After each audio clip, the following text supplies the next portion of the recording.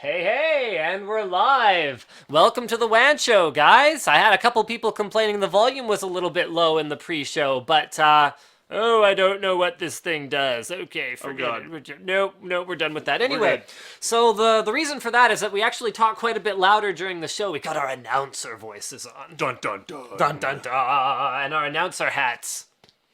So, guys, we actually have a fantastic show for you today. Our special guest this week is the one and only Tom Merritt of Sword and Laser, formerly of Twit TV. Now he's doing his own thing with some amazing support from the community. So we've got him on to discuss some hardcore tech topics, and maybe we'll pick his brain a little bit about the transition from, working for the man to going indie, something we can't relate to.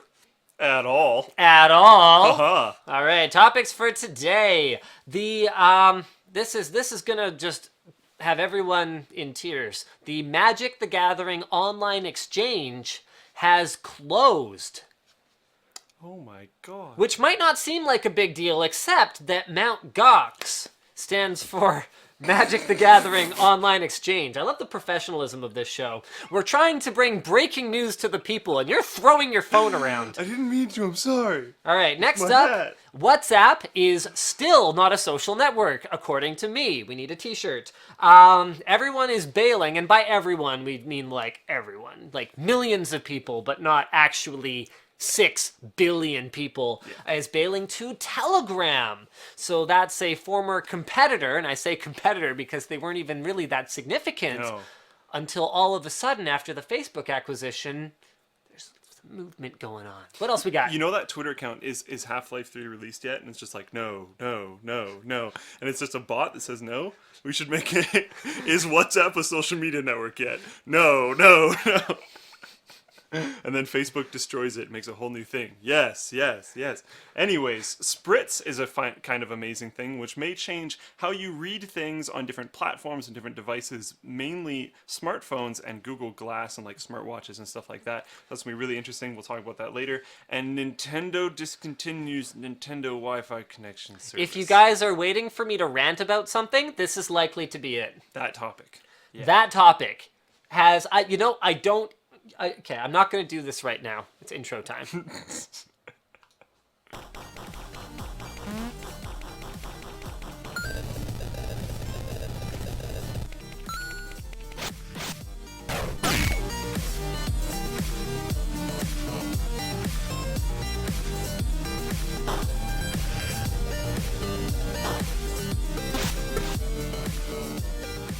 Our sponsors today are Squarespace, the easy way to set up a beautiful professional-looking website, and Intel has an exciting new program. If you head over to enthusiast.intel.com, you can get details on how your unlocked Core i5 or Core i7 processor could give you access to some pretty exclusive stuff as part of Intel Club Enthusiast. More on that later on in the show. So let's kick things off right here with a big shout out to Ghost from the forum for his help with a bit of a sort of producer role on the WAN show today. We are very, very grateful because we have a pretty fantastic show for you guys. Let's start with the HTC Power to Give.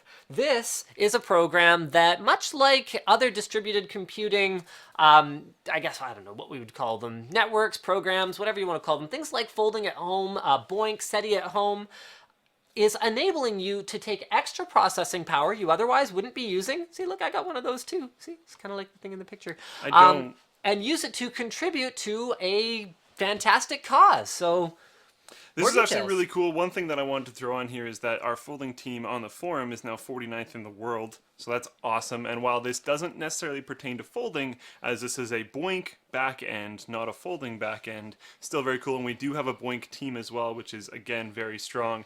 But Boink is fairly divided. You can pick what you want to go for. Folding is one direction. Boink is whatever the heck you want to do. 'Cause they've got that one I really shouldn't have said one direction. That was a terrible idea. One specific angle that they're going on. One vector. One Vector. That should be the new brand. The new band. One Vector. One Vector is like a cheap One Direction knockoff. Like slightly nerdier version. Yeah, nerdy One Direction. All right, I'm sorry, we got off topic there. Awesome. Okay, so right now for compatibility, there's beta compatibility on HTC One, the whole family, the HTC Butterfly and the HTC Butterfly S. Although there is much more compatibility coming, apparently in the next 6 months, and it will only run while the phone is charging. So it's probably going to be more of an overnight thing. What that's going to do for your battery charging, I don't know. Although I fully expect that overnight, even running this, your battery's still going to be at full by the time you wake up. Yeah, I mean, and like I haven't tried it yet, but if they offer configurability options, like where you can say, okay, don't run this when I'm charging during the day, but run it during these hours when I'm charging. Charging. Yeah, like I can't see this having a negative impact on your phone other than running warm, which, based on the way that mobile processors are able to throttle themselves from heat, should actually be fine. They shouldn't overheat. Yep. It looks like a fantastic way to contribute positively. So you can actually decide if you want to contribute to medicine, science, ecology, or whatever it happens to be. Like Luke said, folding at home is just protein folding. Like that's pretty much it. Which is awesome. But And if everyone with an HTC One smartphone installed it, there's about 1 million out. Oh, no, hold on. Sorry, there's more. If 1 million people with HTC One smartphones installed it, we could be looking at similar processing power to that of one of the world's 30 top supercomputers. So about 1 petaflop. Just like pretty epic. This could be a really big deal. I hope this expands. I hope it doesn't just stay with HTC. I hope this goes everything. Because I'd be more than happy. And with the heating thing that you talked about, it would be a really small investment. Yeah. To get some sort of plate that would pull the heat from it, or to get like a little router cooler. Right. Or something like that could just cool your phone down, which would probably be better for your phone and would just allow it to operate at a higher processing level. Because it gets warm while it's charging anyway. Yeah. So having it somewhere safe is not necessarily a bad idea anyhow. And neither of those things would really be a giant investment. So you opt in simply by heading over to the Play Store link, which I can sort of show you guys right here. So it's HTC Power to Give. It's a 5-star rated app with over 1,000 ratings already. So it looks like people are really getting on board this, and that is pleasing and good news. I think it's really cool, and they did it in a really smart way. Making it so it only does it when you're charging was really smart. I think if they didn't have that in place, I probably wouldn't get behind it. Yeah, even if it wasn't the default, I think it would be a terrible choice. Yeah. All right, speaking of terrible choices, Space Jam 2 is not as confirmed as we had thought that it was based on the rumors that were floating around last week. So, unfortunately, the sequel to... okay, first of all, I liked Space Jam. Why don't they just do it? I wish they would. Space Jam was freaking awesome. I love Space Jam. Okay, I think saying freaking awesome there should be like an asterisk. It's freaking awesome in the same way that Bill and Ted's Excellent Adventure was freaking awesome. Okay, yes. It was like ridiculous. Yeah. But good. Yeah. But good. Anyway, okay.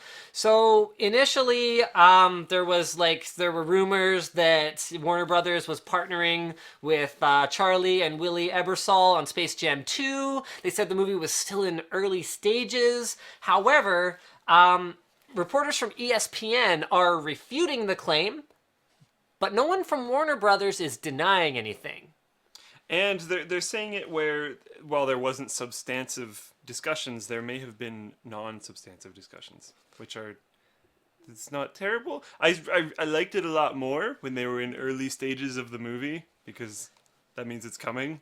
LeBron James, who was rumored to be the star of it, said, it would be great, but it's news to me. So I think even no matter how early the stages of the discussion are, if you're like deciding on who the main actor is going to be, they should probably know about it. Yeah. Especially if they're like a basketball player and probably busy. Yeah. I'd imagine LeBron James has a fairly busy daily life. He's got stuff to do, like throwing rubber balls through hoops, you know. I'm sure he has lots of other things to do. LeBron, if you're watching, I don't mean any offense. And I'm very certain you're not watching, but... like 100%. Wouldn't that be cool? You know, what was actually really funny? John Heder retweeted our contest.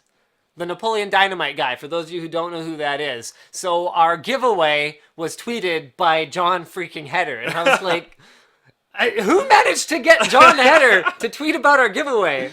It's so cool. And there was a basketball player too, actually. Like, not LeBron James, but no, I remember like this, pro level basketball. Like, that contest, spread all over. Speaking of which, today is the last day for entry.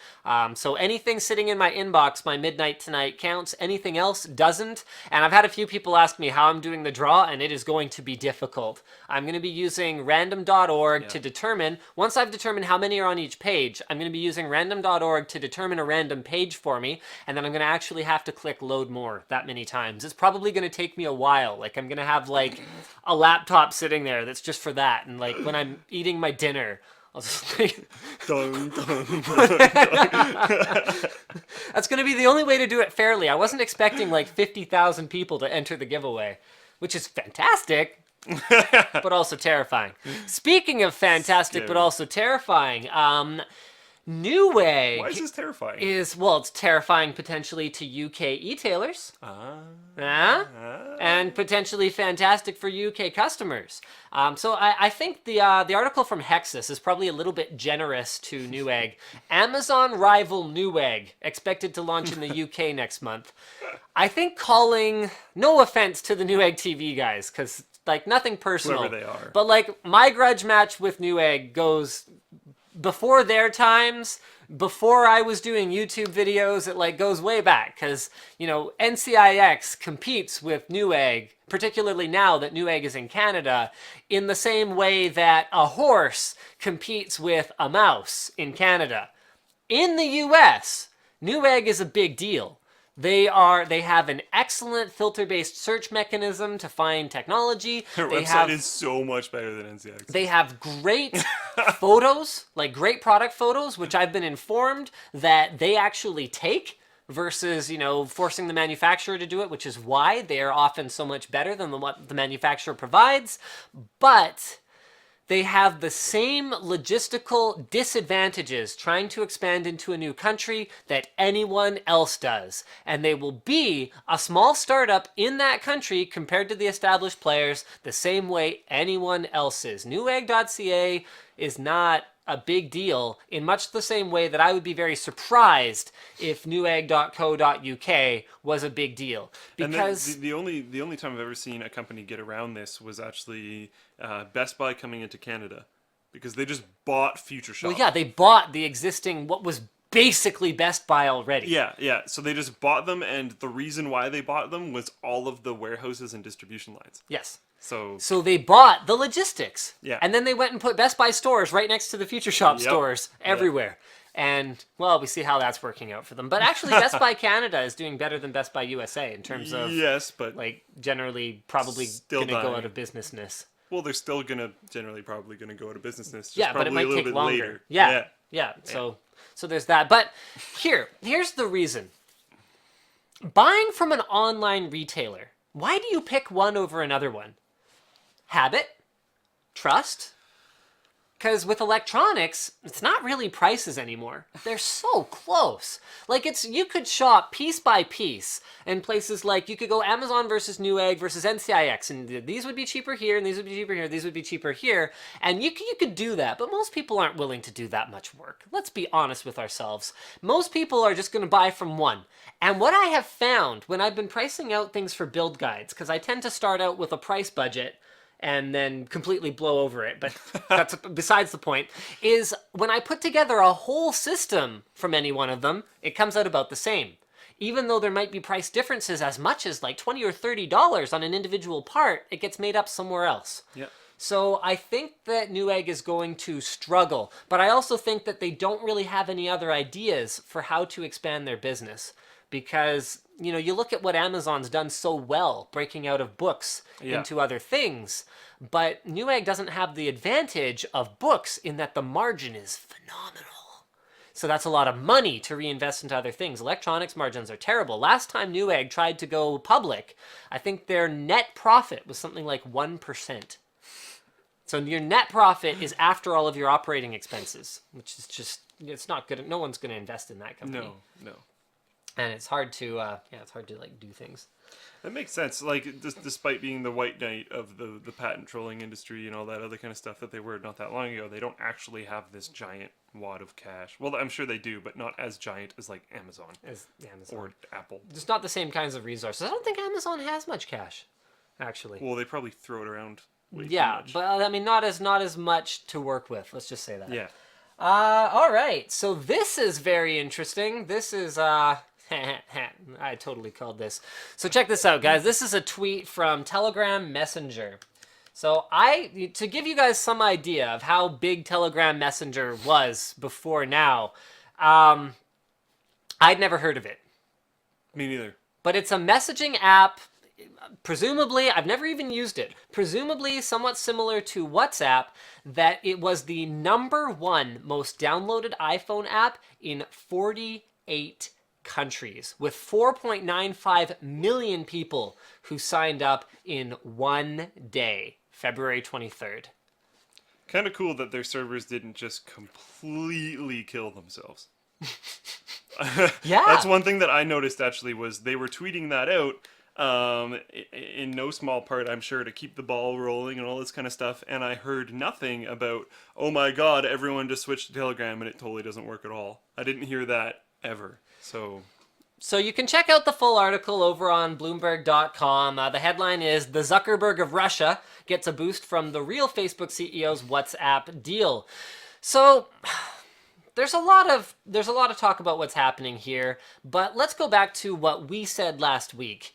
WhatsApp is not a social network. It is a utility. It's a social network in the same way that picking up a phone and calling someone and talking to them is a social network. To which he said, well, you can have conversations with multiple people across WhatsApp, group conversation. To which I said, three-way calling. Yeah. Three-way calling is not a social network, and as much as the justification for the purchase of WhatsApp, there were a couple of different ways to look at it. So number one was, well, the biggest justification was you look at it in terms of cost per user to acquire a social network that you can then figure out how to monetize, which made it worth $19 billion in cash and stock options. To which I kind of went, well, what's to prevent those people from just bailing the second you try to monetize anything they're doing, or even before? And way before, apparently. So I actually just installed it, set it up, and am already activated while you were doing that blurb. And as far as I can tell, it's like a blue-skinned version of WhatsApp. Even the install process was almost exactly the same. So if you're looking for an alternative, not necessarily a bad idea. So they've got only 20 million registered users compared to WhatsApp's 450 million. So it's not like overnight Telegram has become the new WhatsApp. But with as many as 4.95 million signups per day compared to WhatsApp's 1 million per day, it doesn't make WhatsApp look like such a shoo-in winner in the alternative messaging space. And this is more reinforcement of my perception that you look at how quickly BlackBerry Messenger was completely displaced. Became irrelevant. You look at what happened to ICQ. You look what happened to MSN Messenger. Something new just has to come along, and even more than with social networks, like the way we saw MySpace just completely disappear. Like Facebook has shown that social networks can have some resiliency even once they start to try to monetize their user base. Messaging applications, someone's gonna come along and build something lighter weight that's more private and free, and yeah. And they're going to capitalize on the fact that companies like Facebook think that that's worth $19 billion. So someone is going to get some seed funding and build something better in hopes that they get their $19 billion, and it's going to happen over and over and over again. I'm sure the WhatsApp guys are super stoked. Yeah. That's like pretty much all I have to say. They won so hard. Oh yeah. Like they've raked They in. had like 50 employees. Everybody It's just balling. has like the biggest smile on their face right now. Yeah. And some of the scary part of this is that Telegram is seeing huge growth in Germany, the Netherlands, Spain, and throughout Latin America, regions in which Mr. Zuckerberg had said that WhatsApp was strongest. So, and this is before they've even tried to change anything. I don't think WhatsApp has even had a software update. Don't think so. Since the acquisition. Meaning literally nothing has changed. So just because of Facebook's ownership, people are jumping off board. And honestly, someone found the right application, as far as I can tell. Because, like I just said, as far as I can tell, it's the same thing. Right. Which is, like, exactly what people probably wanted. They wanted the same thing, but not owned by Facebook. But, I mean, the acquisition might still be okay. If they're gaining 1 million users per day, even if they lose 5 million a day for a period of time here, it's not like, you know, your mom or like, my badminton buddies who aren't tech savvy are immediately going to switch. And with how people rate users for phone applications, they're probably not losing all the users that are going Right. to Telegram. Yeah. They're probably just that many people also getting Telegram. So they're not necessarily losing all these people. With that said, okay, you know what? I'm actually going to disagree with what I just said, because in my mind, something like WhatsApp is kind of geeky. Like, it's more geeky than picking up a phone or sending a text message or sending an email. Like my mom and grandpa have WhatsApp, but the only reason why they have WhatsApp is because I have informed them that they can message each other from very far away without fees. And they're both like, what the heck is this? And then eventually just got used to it. Right. So there is something to be said for being first and having the Kleenex or the Xerox effect, Yep. where you become synonymous with the service. Yep. So it's not like they're going to go away immediately. Nope. But then the geeky people, the ones who advocated WhatsApp Influence, yeah. and drove that, I mean, to me, those guys seem like the kinds of guys who are going to be driving something else. So, Well, everyone, like I said in the last show, people freaked out, which makes sense. I did as well, when Facebook did that update where they can read your text messages and Yep. call status.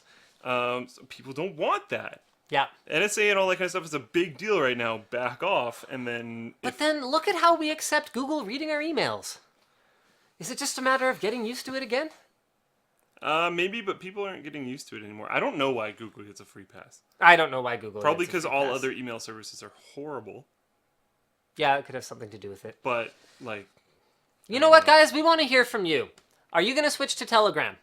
Or are you going to look for something else? Are you going to, look for BitTorrent's solution, BitTorrent it's on chat? chat, yeah. Or are you going to keep using WhatsApp? You know what? Let's do it. Let's do a straw poll. On this topic, would you switch from Gmail?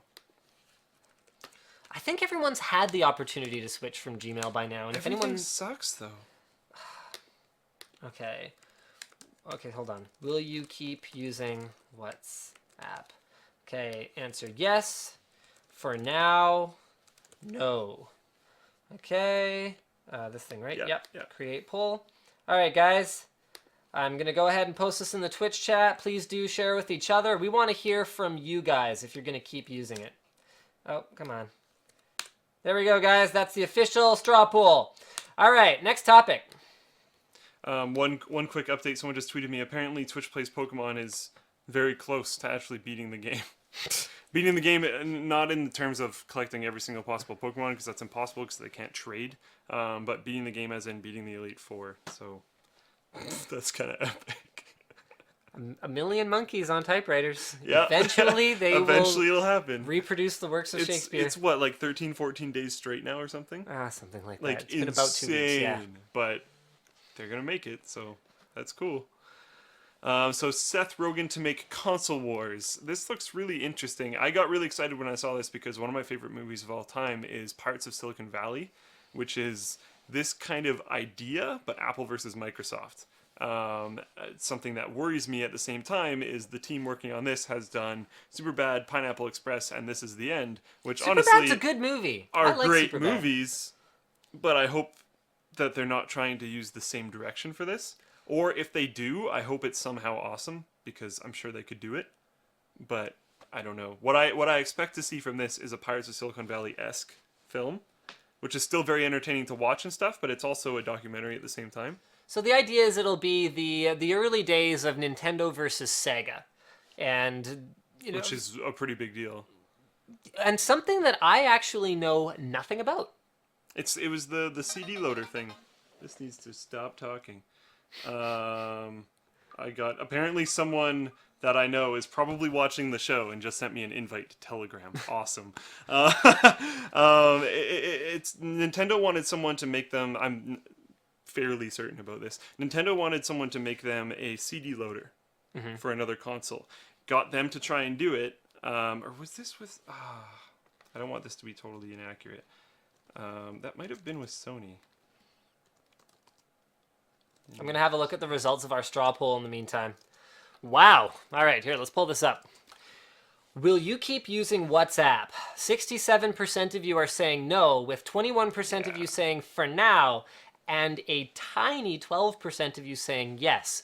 Now, with that said, you guys, I believe, represent the techies, the geeks, the influencers. So just because you guys are like, yeah, I'm going to switch now, doesn't mean that WhatsApp will instantly lose the mainstream appeal that they've had up till now. But I think that over time, something like Telegram or BitTorrent Chat could overtake it. What I'd really like to see, and this is something that really bothers me, but what I would like to see is a competitor for it, whether it's BitTorrent Chat or whether it's something else that emerges that is not just mobile. Yeah. I understand that mobile's a big deal and you can sell your mobile app for 19 billions of dollars. But why the hell does WhatsApp not have a Windows client? Why does nothing have cross-platform compatibility? Frustrating. I mean, even stupid things like the Air Video app that I use to stream video to myself, or on Android Emit. Why don't you have a desktop client? People still use computers, and I think that app developers would do well to sort of remember that once in a while, that's all. Just because the sales of PCs are going a little bit down doesn't mean that the existence of PCs is going down. And okay, so I was right, it was Sony. Remember earlier before the show? Oh, sorry, Sony. Remember earlier before the show when I brought up the Sony thing? That's what I expected this actually to be about, was Nintendo versus Sony. But apparently it's Nintendo versus Sega. Oh. So I think it would actually be a lot more interesting if they did Nintendo versus Sony. Okay. Well, at any rate, I'm excited to check it out. Yeah, I think it'll still be really interesting. Although I would like to see the war of the CD loader, because that's why Sony got into consoles in the first place. So like that would be really interesting. Why don't you tell them more about this? So Nintendo tried to get Sony to make them a CD loader for, I believe it was SNES, although I could be wrong there. And then there was some bad blood. I believe the contract went sour. Someone was breaking the contract, something along those lines, and Nintendo backed out. I believe it was Nintendo that backed out. And then Sony got pissed off and said, well, we developed this thing. Let's make our own console. Enter PlayStation 1, and one of the biggest gaming regimes ever. Now with PlayStation 4, although Sony does look like they're doing fairly bad lately. So we've got lots of suggestions coming in. People saying Telegram does have desktop support, so that's cool. I haven't really looked into Telegram much at all. This is kind of that is actually really kind of cool. new thing. And also people are saying that Hangouts is cross-platform. That may be true, but Hangouts is a giant steaming pile of poo. It doesn't work very well. It doesn't work. It's not reliable enough. I'm sorry, Google. And also, to get something like, what was I using? I was using Trillion with Hangouts for a while in order to have a proper desktop client that does not operate within a browser or have anything to do with my browser. It's extremely frustrating. I use my browser to browse the internet, not to... And I don't necessarily have enough desktop space that I want to pop out all of my chats and put them all over something. And I don't want them to pile up at the bottom of the screen and cover up the send button so I can't send emails. Hangouts just isn't that great. No, it's really not. And people are saying it works about as well as Skype. I don't really have any love for Skype either. Skype doesn't work that well. We've said that so many times. So many times on the WAN show, we've been like, I wish MSN would come back so we could never use Skype ever again. We should take another crack at Razer Comms. We haven't used it since the beta was in kind of rough shape near the end of the sponsorship thing. I've kind of heard it's still in rough shape. Is it still in rough shape? I'm not entirely sure. I haven't tried it myself. Okay. I don't know. I've done no testing, but I've heard it's still rough. Maybe we should take another crack at it, because it was really good when we first started using it. When we first started using it, I had my whole group on it. Like, that was not... I didn't say that because of sponsorship. My whole group actually did use Razer Comms, and ever since then, we've just been kind of, like, floating around. Dolby Accent. We'll use in-game chat or other random things. So we're just like, oh, man, that Waiting sucks. for the next big thing. Yeah. Speaking of the next big thing, SanDisk introduces the world's highest capacity micro SDXC card. 128 gigs. That's ridiculous. I mean, isn't that incredible? It's absolutely ridiculous. Like, I wonder when drives in computers are just going to end up being, like, huge plug-in adapters. We just put in a whole bunch of, like, micro SD cards, and then it goes in through, like, a SATA connection or something. So, the recommended retail price is $200, although... you can get it for as cheap as $120 on Amazon.com, or $200 at Best Buy. Speaking of Best Buy, being in trouble. So you can get it for $119.99 at Amazon.com. It's not the fastest thing ever. So it's rated at 10 megabytes per second write speeds and 30 megabytes per second read speed. So to put that in perspective, you'd have to write data to it for about 3.5 hours to actually fill the thing. But that's not really the idea behind it. The idea is that this is the kind of thing that you can put in your phone. Neither of my phones, mind you, because neither of them have SD slots, but the kind of thing you could put in your phone and carry a massive number of videos and amount of music and all that kind of cool stuff without really thinking about having to offload from it. Now, the scary thing here is if you're not already using BitTorrent Sync to instantly back up any photos that you take or whatever else, is that that's also a massive amount of data to have in one place and potentially lose on something that you keep in your pocket, in theory, except when your pockets have holes in them from the things that you're doing in your pockets that causes them to have holes in them. So something that's easily lost. It's a bit of a scary thing. But don't worry, you guys can make sure that, you're responsible and all that. So the card works by stacking 16 memory dies vertically, each thinner than a human hair. Epic. Just like unbelievable. Oh my god. Like some of the stuff people do with technology sometimes is ridiculous. And the speed thing to grow on that, I'm sure it'll get faster at some point in time. Yeah, it'll get faster. The cool part is that this is available now and that it will be expanded upon. It's like real, not space age technology. I mean, to put that in context, the first micro SD card was launched in 2004. It was 128 megabytes. So in 10 years, the storage capacity and speed, the capacity has gone up 1,000 times. Ridiculous. Anyways, apparently Telegram themselves do not do a desktop application, but it's an open API, and someone else has made a desktop client. Okay. Yeah. Much less interested now. Much less interested. At least it works, and to be honest, with the amount of people that are now using Telegram, maybe this will happen in the future. Maybe they'll make it themselves. Because I'm sure they're much bigger than they were before. Yeah. And I'm sure investors are much more interested now. So they might get some more cash flow and then do that themselves. That would be really cool. All right, so let's get into this. This is something that people have actually been asking me to talk about for quite some time. Actually, ever since Logan did his Audio Myths video. So let's go ahead and fire this baby up. They took an interesting angle with this one. They really did. I think Tom's did a fantastic job of this article, and this stupid Facebook thing needs to move. Thank you. All right. So the article has headlined, "What does it take to turn the PC into a hi-fi audio platform?" And the way that they did this is, I mean, okay. What they said up front is, look, we haven't really done much in the way of audio in the past because Tom's Hardware is about taking a scientifically easily validated and easily replicated approach to anything they do, which is easy with something like a CPU. Yeah. You take a task, you throw it at the CPU, and it takes however long.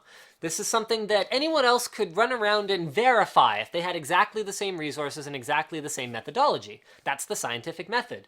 With audio, whether people like it or not, there is a lot of subjectivity because, and I've heard this argument made to me, Linus, there is no subjectivity in pure audio reproduction, to which I would go, good for you. But pure audio reproduction doesn't necessarily sound good. So you could create the purest amp, purest DAC, purest audio file, and purest pair of headphones, and you could have 99 out of 100 people say, oh, it sounds like butt, and not care. It sounds like butt. And that is why audio will continue to be subjective no matter how well we can measure whatever sound is being produced by whatever device being driven by whatever thing. So that's a big problem. So Tom's Hardware decided they were going to put objectivity into a subjective test by doing blind A/B, well, ended up being ABCD testing. So they had 4 different sources, one of which was a high-end onboard solution, one of which was an Objective 2, one of which was, oh crap, now I forget. What was their really high-end one? Shoot, now I'm in trouble. There we go. Benchmark Media, yep. So JDS Labs, O2 and ODAC, Benchmark Media Systems, DAC2 HCG, and an Asus Zoner Essence STX. That's the one I couldn't remember. So they have everything ranging from a $2 chip on your motherboard up to a couple $100 DAC and amp that uses like an open platform design that anyone can manufacture. There's actually a member of the Linus Tech Tips forums, Mayflower Electronics, that manufactures Objective 2 amps and DACs. And then up to sort of a $500 to $700 range Asus external sound card, all the way up to a $2,000 device. So what they did, and this is really important, is they leveled the audio volume across the different sources. So you turn all the knobs so that with one pair of headphones, you have to use a meter in order to make sure that the sound levels are the same, because that can be a really easy way for one thing to sound better than another one. Oh, well, this one sounds much more detailed. Well, it's actually a hair louder, so that's why you were able to.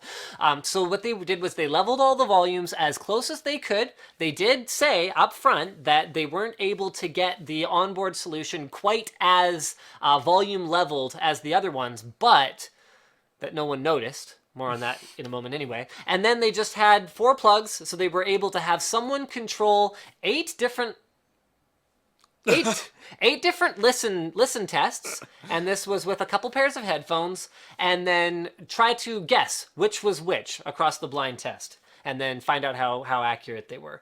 And I forget what the methodology it is, but I think you have to get something like 90% of them right in order to prove that you actually were able to tell the difference. So, couple of caveats. Number one is they only used 300 ohm impedance headphones. So what they determined was that with high impedance headphones, none of the listeners, including one of the people who had bought the $2,000 amp and DAC, and therefore had as much investment as anyone in being able to prove to himself that he was able to hear the difference, not one of them was able to tell the sources apart. Owned. Oops.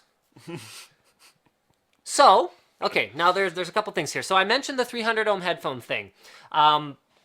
The impedance of your headphones versus the output impedance of your audio source is of importance. So the higher impedance your headphones are, the less important it is to have low output impedance on your audio source. So one thing that the Objective 2, that's the amplifier part of the ODAC plus Objective 2, does particularly well is very low output impedance, which, like I said before, doesn't matter much when you're running very high impedance headphones, but when you compare to something like the Asus Zoner STX, which has fairly high output impedance, when you use much lower impedance headphones, something like 32 ohm impedance headphones, which are much more common for consumer grade headphones, that difference might be much more relevant. So Tom's is already working on reproducing the test using different headphones to find out if this is applicable to that as well. But the conclusion of the article is something that they've been saying, and guys in the audio subforum, I still don't like your attitude sometimes. You don't like their attitude? Maybe you should buy an O2. Thank you for that. Your day's not going very well? It would probably be better if you bought an O2. Okay, so anyway, the conclusions that they've been saying, they've been telling us, basically since Linus Tech Tips Forum started, that you basically can't tell the difference, looks like, according to the test that Tom's Hardware did, if nothing else, which I read and seems really well done. Yeah. And I can't imagine Tom's having any kind of a kickback from Realtek to promote that onboard sound is the best thing ever. According to this test, there's no real benefit to high-end sound. Now, I do have more to say on this. So your onboard sound might have as good a DAC as anything else, but there is a wide range in amplifier quality. So things like amplifier quality as well as shielding and PCB isolation. So you could have a DAC that's great. That's the digital to analog converter that takes your digital sound and turns it into something your headphones and your speakers can understand. You could have a great DAC, but if you have a terrible amp that hisses or interference that causes, when your mouse moves, to hear that, we've all heard it, probably. I definitely have. Yeah. That's not to say that every motherboard will have output audio quality that is equal to a $500 product. That's not what we're saying. What we're saying is that the DAC itself doesn't appear to be making a difference. fascinating. You know what's funny is when I was advocating for sound cards, very, very hardcore, that was based on older motherboards. To be perfectly honest, I had made the switch from onboard sound to a sound card back in the Audigy 2 ZS days. That was when I switched over. And back then, oh yeah, it made a difference. Made a real big difference. Aside from adding more channels, it was much, much better. It's not to say there weren't driver issues here and there and all those kinds of issues. So that was the last time I ever really did a comparison. And when we released, I forget what video it was. I don't remember what it was. But anyway, there was a video I released and I had some members of the forum challenge me to try a newer motherboard. So that's what I did. I happen to have a ton of really great audio sources at home right now. I have a shit stack. I have an Objective 2 with an ODAC. I have a Zonar, whatever it's called, Essence 1. Did I say it's STX earlier? Sorry, it was an Essence, was it an, no it was an STX in the video. I'm using an Essence 1, sorry, STX is not an external sound card, I apologize. So I have an Essence 1, and I have the onboard sound on my P9X79 WSE, or whatever it is, a ASUS motherboard. Couldn't tell the difference. The other ones can go louder, that's for sure. And on some of them, things like the sound floor is much more noticeable. So for example, using my IE80s, so these are pretty sensitive, they're IEMs compared to large headphones, I can definitely hear that particularly on the Objective 2, even if I turn the volume up, there's no hiss. So the sound floor is quite low on that one, which is good because in the quiet part of a track, even if you're listening quite loud, it's nice to not have that hiss audible in the background. But aside from all that, there does not appear to be much difference. Oh, okay. Apparently I am confirmed. I am going to see Sexy Phil tonight. So there you go. It's SXE Phil. Whatever, man. Not Sexy Phil. I don't care. Anyway, I'm going to see Phil DeFranco's thing in Vancouver. Brandon, B-roll, one of our camera guys, is actually not at work today because he's doing camera operation for their show. Yeah, he applied and he was planning to attend, and now he's actually going to be filming it. It's actually pretty cool. So he's pretty excited. He's a bit of a source-fed nerd. Yep. Haha, get it? Cause oh! I actually totally didn't get that at all at first. Oh, there was another conclusion from the Tom's test, and that was that 16-bit 44.1 kilohertz files are as good as you could possibly need. Anything more is a waste of hard drive space, which is a pretty strong statement. Hilarious. Now, I did have one issue with their test, and that was that the only people who ever tried it were the testers. And what I would like to see them do, or even if we could swing it, like an open testing, is an open house where anyone can come and validate for themselves. That'd be really cool. Because it's no secret that some people hear differently than others, which is another reason that purely objectively perfect sound is not necessarily the solution, because not everyone hears the same way. So I would love to have people be able to, I mean, we have a big enough collection of headphones and DACs and amps. Guys, let us know. Tweet if you'd like to see us do something like that at some point. That'd be interesting. I'm like, because I even personally run different equalizer levels depending on what I'm listening to. Yep. Meaning I am not listening to it at exactly what it's supposed to sound like. So I don't know. And I'm becoming more of a bass head every day. I just turned up the bass ports in my IE80s because I was like, yeah, Bieber's not bassy enough right now. Speaking of Bieber, our ever popular, actually, I don't know where I put this. There it is. Yeah, Better Than Bieber. Everybody's favorite news segment where we pick something in the world that isn't necessarily technology, but is definitely more important than what the Canadian wonder, Justin Bieber, is up to. So the Kepler mission has announced not necessarily, actually, I don't really like the headline here. NASA has discovered 750 new worlds.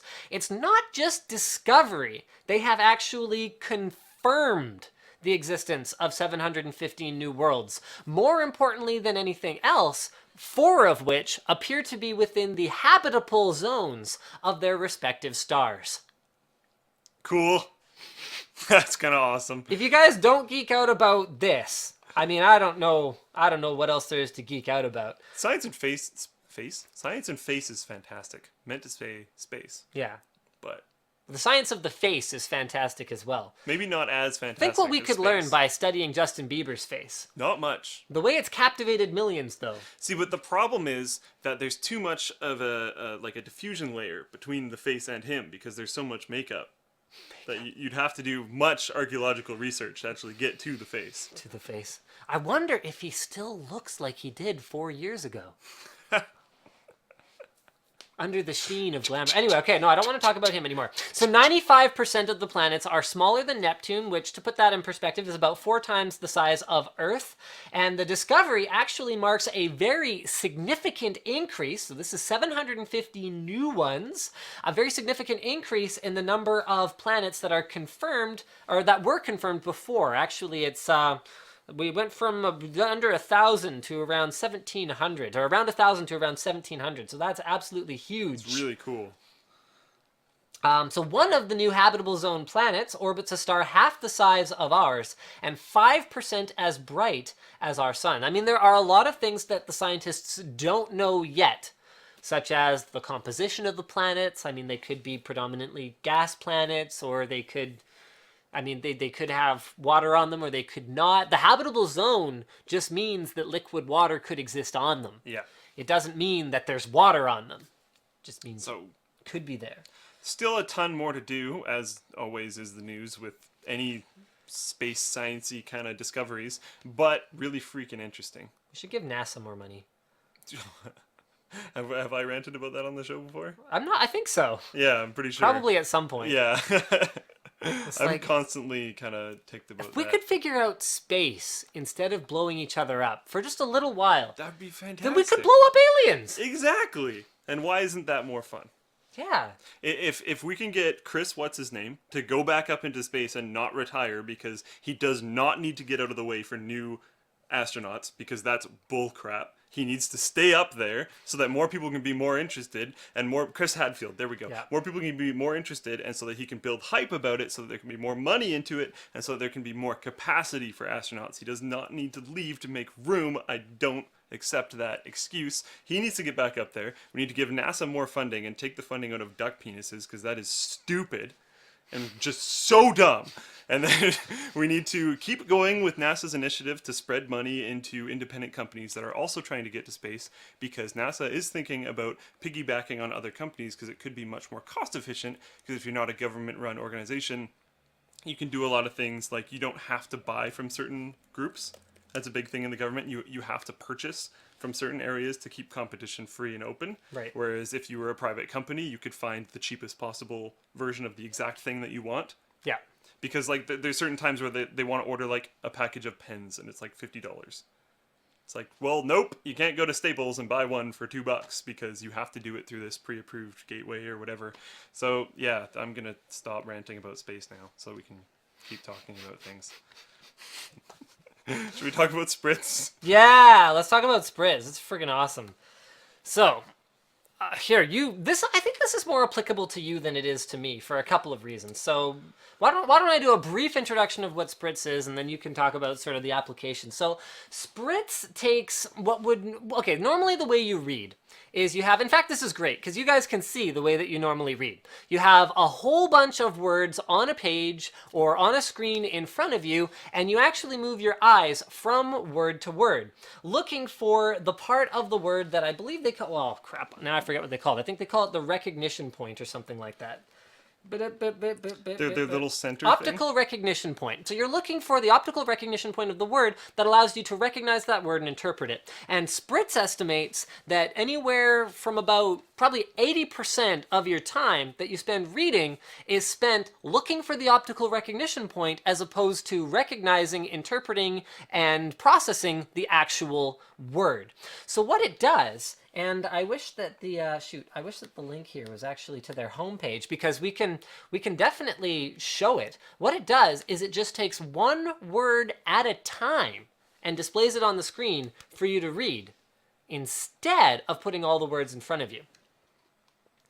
Okay, so you tried it, right? Now, I tried it and was honestly very easily able to get to the top WPM that is available through their website thing. So the drop-down menu that's right there, which I believe is 500. For context, guys, WPM means words per minute. Yeah, sorry. Okay. So if you can you check the drop-down real Yeah, I quick? think it's 500. All right, so we'll go with 500.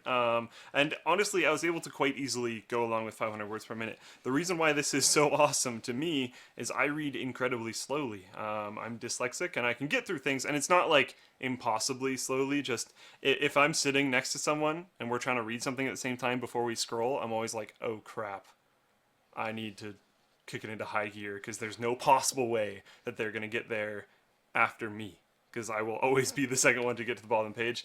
A lot of times if I'm reading on my own, the amount of times I have to reread a paragraph is insane. I love reading, which is another frustrating thing because it takes me forever to get through books, all this kind of stuff. So being able to read news things or stuff for school, which is where I'm not trying to like absorb the essence of every single freaking word, and I just want to get the idea really quickly, this is awesome, because if I can easily conquer 500 words per minute and hopefully easily conquer even higher than that, that would be very cool.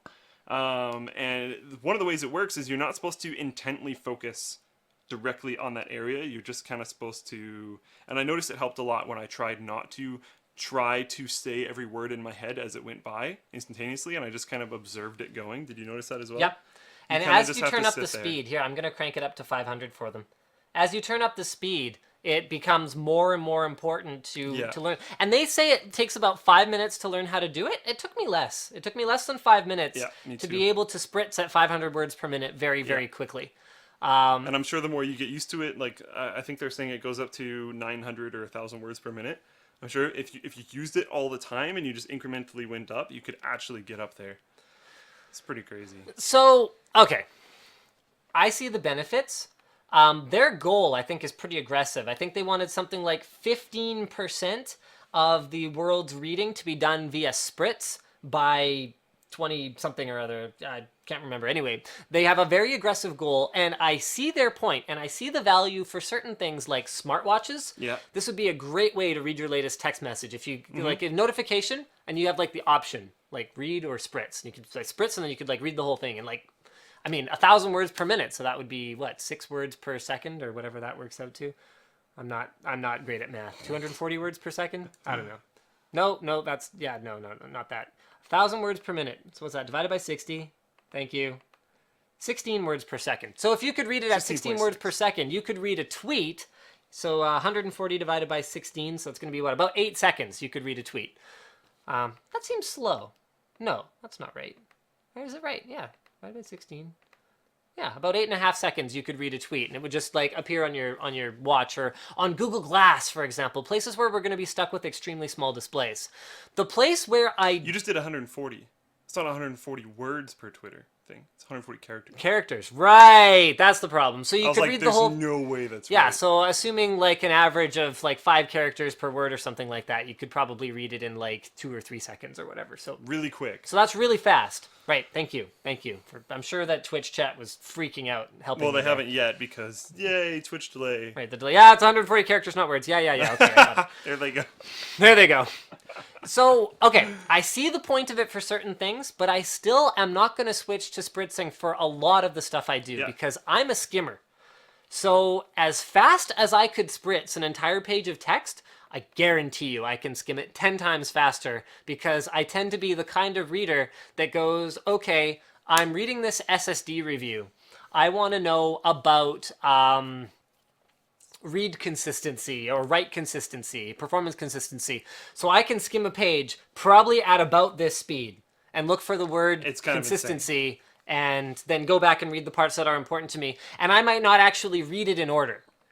And that's, my reading comprehension is very strong that way. Whereas if I actually read word for word, I may not remember as much. But I haven't spritzed extensively yet, and they're claiming that reading comprehension is improved by spritzing.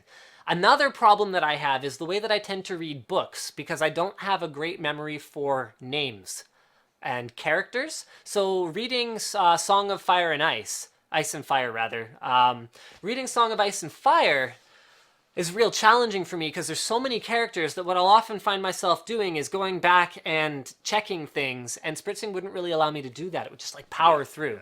But then if it improved my reading comprehension and retention, then maybe it's great. I don't think I'd be able to use this properly for a book because I think also like at certain speeds blinking is even going to be a big deal. Yeah. And staring at this thing for an extremely long period of time I think could be frustrating, but text messages, telegrams, whatever it comes down to, Yeah. whatever you start doing, short form email, stuff like that could be a lot easier to just fly through. The news headlines, I'm sure RSS could come back in a big way. I know it hasn't gone away, but it's been a lot smaller than it used to be.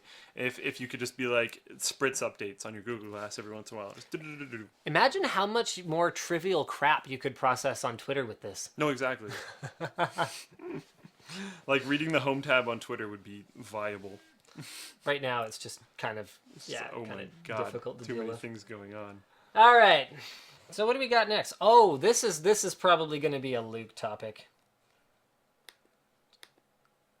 What? Oculus. Oh, yeah. Should I just like go through all of the Oculus things all of a sudden? Star Yeah. Citizen hangar support. Yeah, do all Yeah. your Oculus stuff. Oculus time. So it requires a minor edit to one of the files, but you can get Oculus Rift working in the Star Citizen hangar. I'm definitely doing that this weekend. Like, there's no chance that I'm not doing that this weekend. So I'm super excited about that because being able to get into the cockpit of your ship, of course you can't fly anywhere yet. That's coming in dogfighting around April 18th. But you can get in the cockpit of your fighter or whatever you have and look around and actually see everything. Oh my god, that's so cool. There's also a big post on NeoGAF that was put up recently about someone who went to Valve. Valve is giving all of their tech to Oculus, as we already know, and the guy was just completely blown away about the VR room that they have going, which is set up where there's cameras around and stuff, and you're looking at QR codes, and the QR codes can cue events. So while you're walking around the room, different things can happen. And one of the things that he said was he's not afraid of heights or anything. He's like very notably not afraid of heights.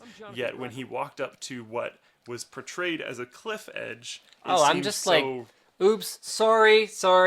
Oh, Twitch chat's probably freaking out. Were you just playing a video? Yep. Awesome. When he went up to what was portrayed as a cliff edge, he was actually legitimately scared to walk off and didn't for a little while until he was finally gathered his senses, I guess, and finally decided to actually take that step. And he said it was legitimately scary. That's very so cool. Interesting. So I actually don't know a ton about this article, despite putting it in here myself, I believe. But Way to go. All right, here, I'll bring it up if you want to just go through it. sure. So this is, I guess, people exploring singular scenes with Oculus Rift. I actually haven't looked at this at all. Okay, so basically, it's the article on marketingmagazine.co.uk is about alternative uses for the Oculus. So they're talking about it in the context of I have things read this. like test driving a car, things like doing a virtual tour of a house that you're thinking of buying. I mean, imagine how this makes the world smaller. I mean, the way people shop for real estate now. Yep. Is you go to the house and you walk around it in order to get a feel for the space.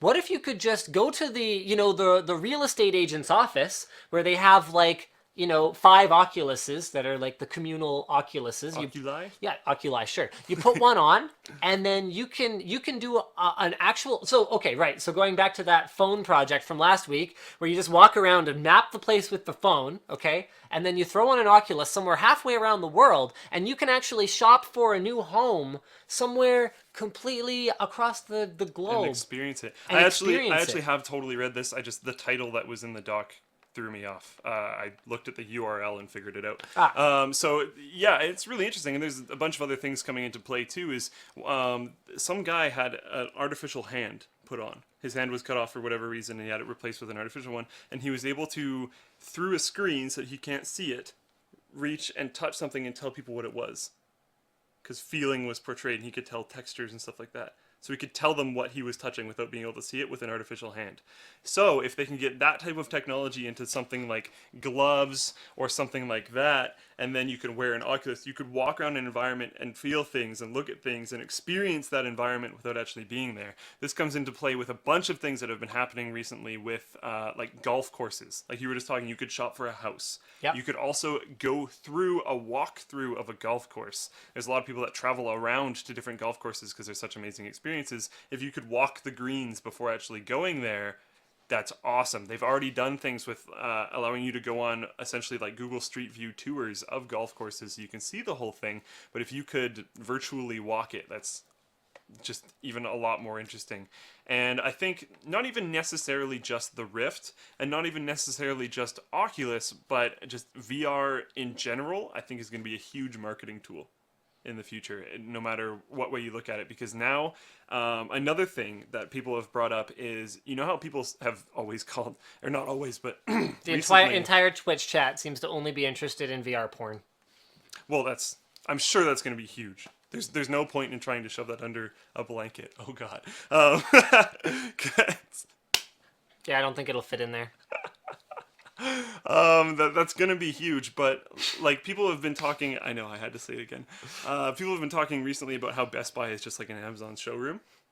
Yeah. Maybe you don't need an Amazon showroom anymore. Right. Maybe you just put an Oculus on. Probably won't need unboxing videos anymore. Yes, you will. It's a good thing we don't do them anymore. That was so funny. Like, how few people even, like, cared when I brought it up at the end of that people video. that I talk to, and I'll like bring up Linus Tech Tips, and they'll be like, "Yeah, I like his unboxing videos." I'm like, "Oh yeah, do you still watch?" And they're like, "Yeah." I'm like, "Interesting."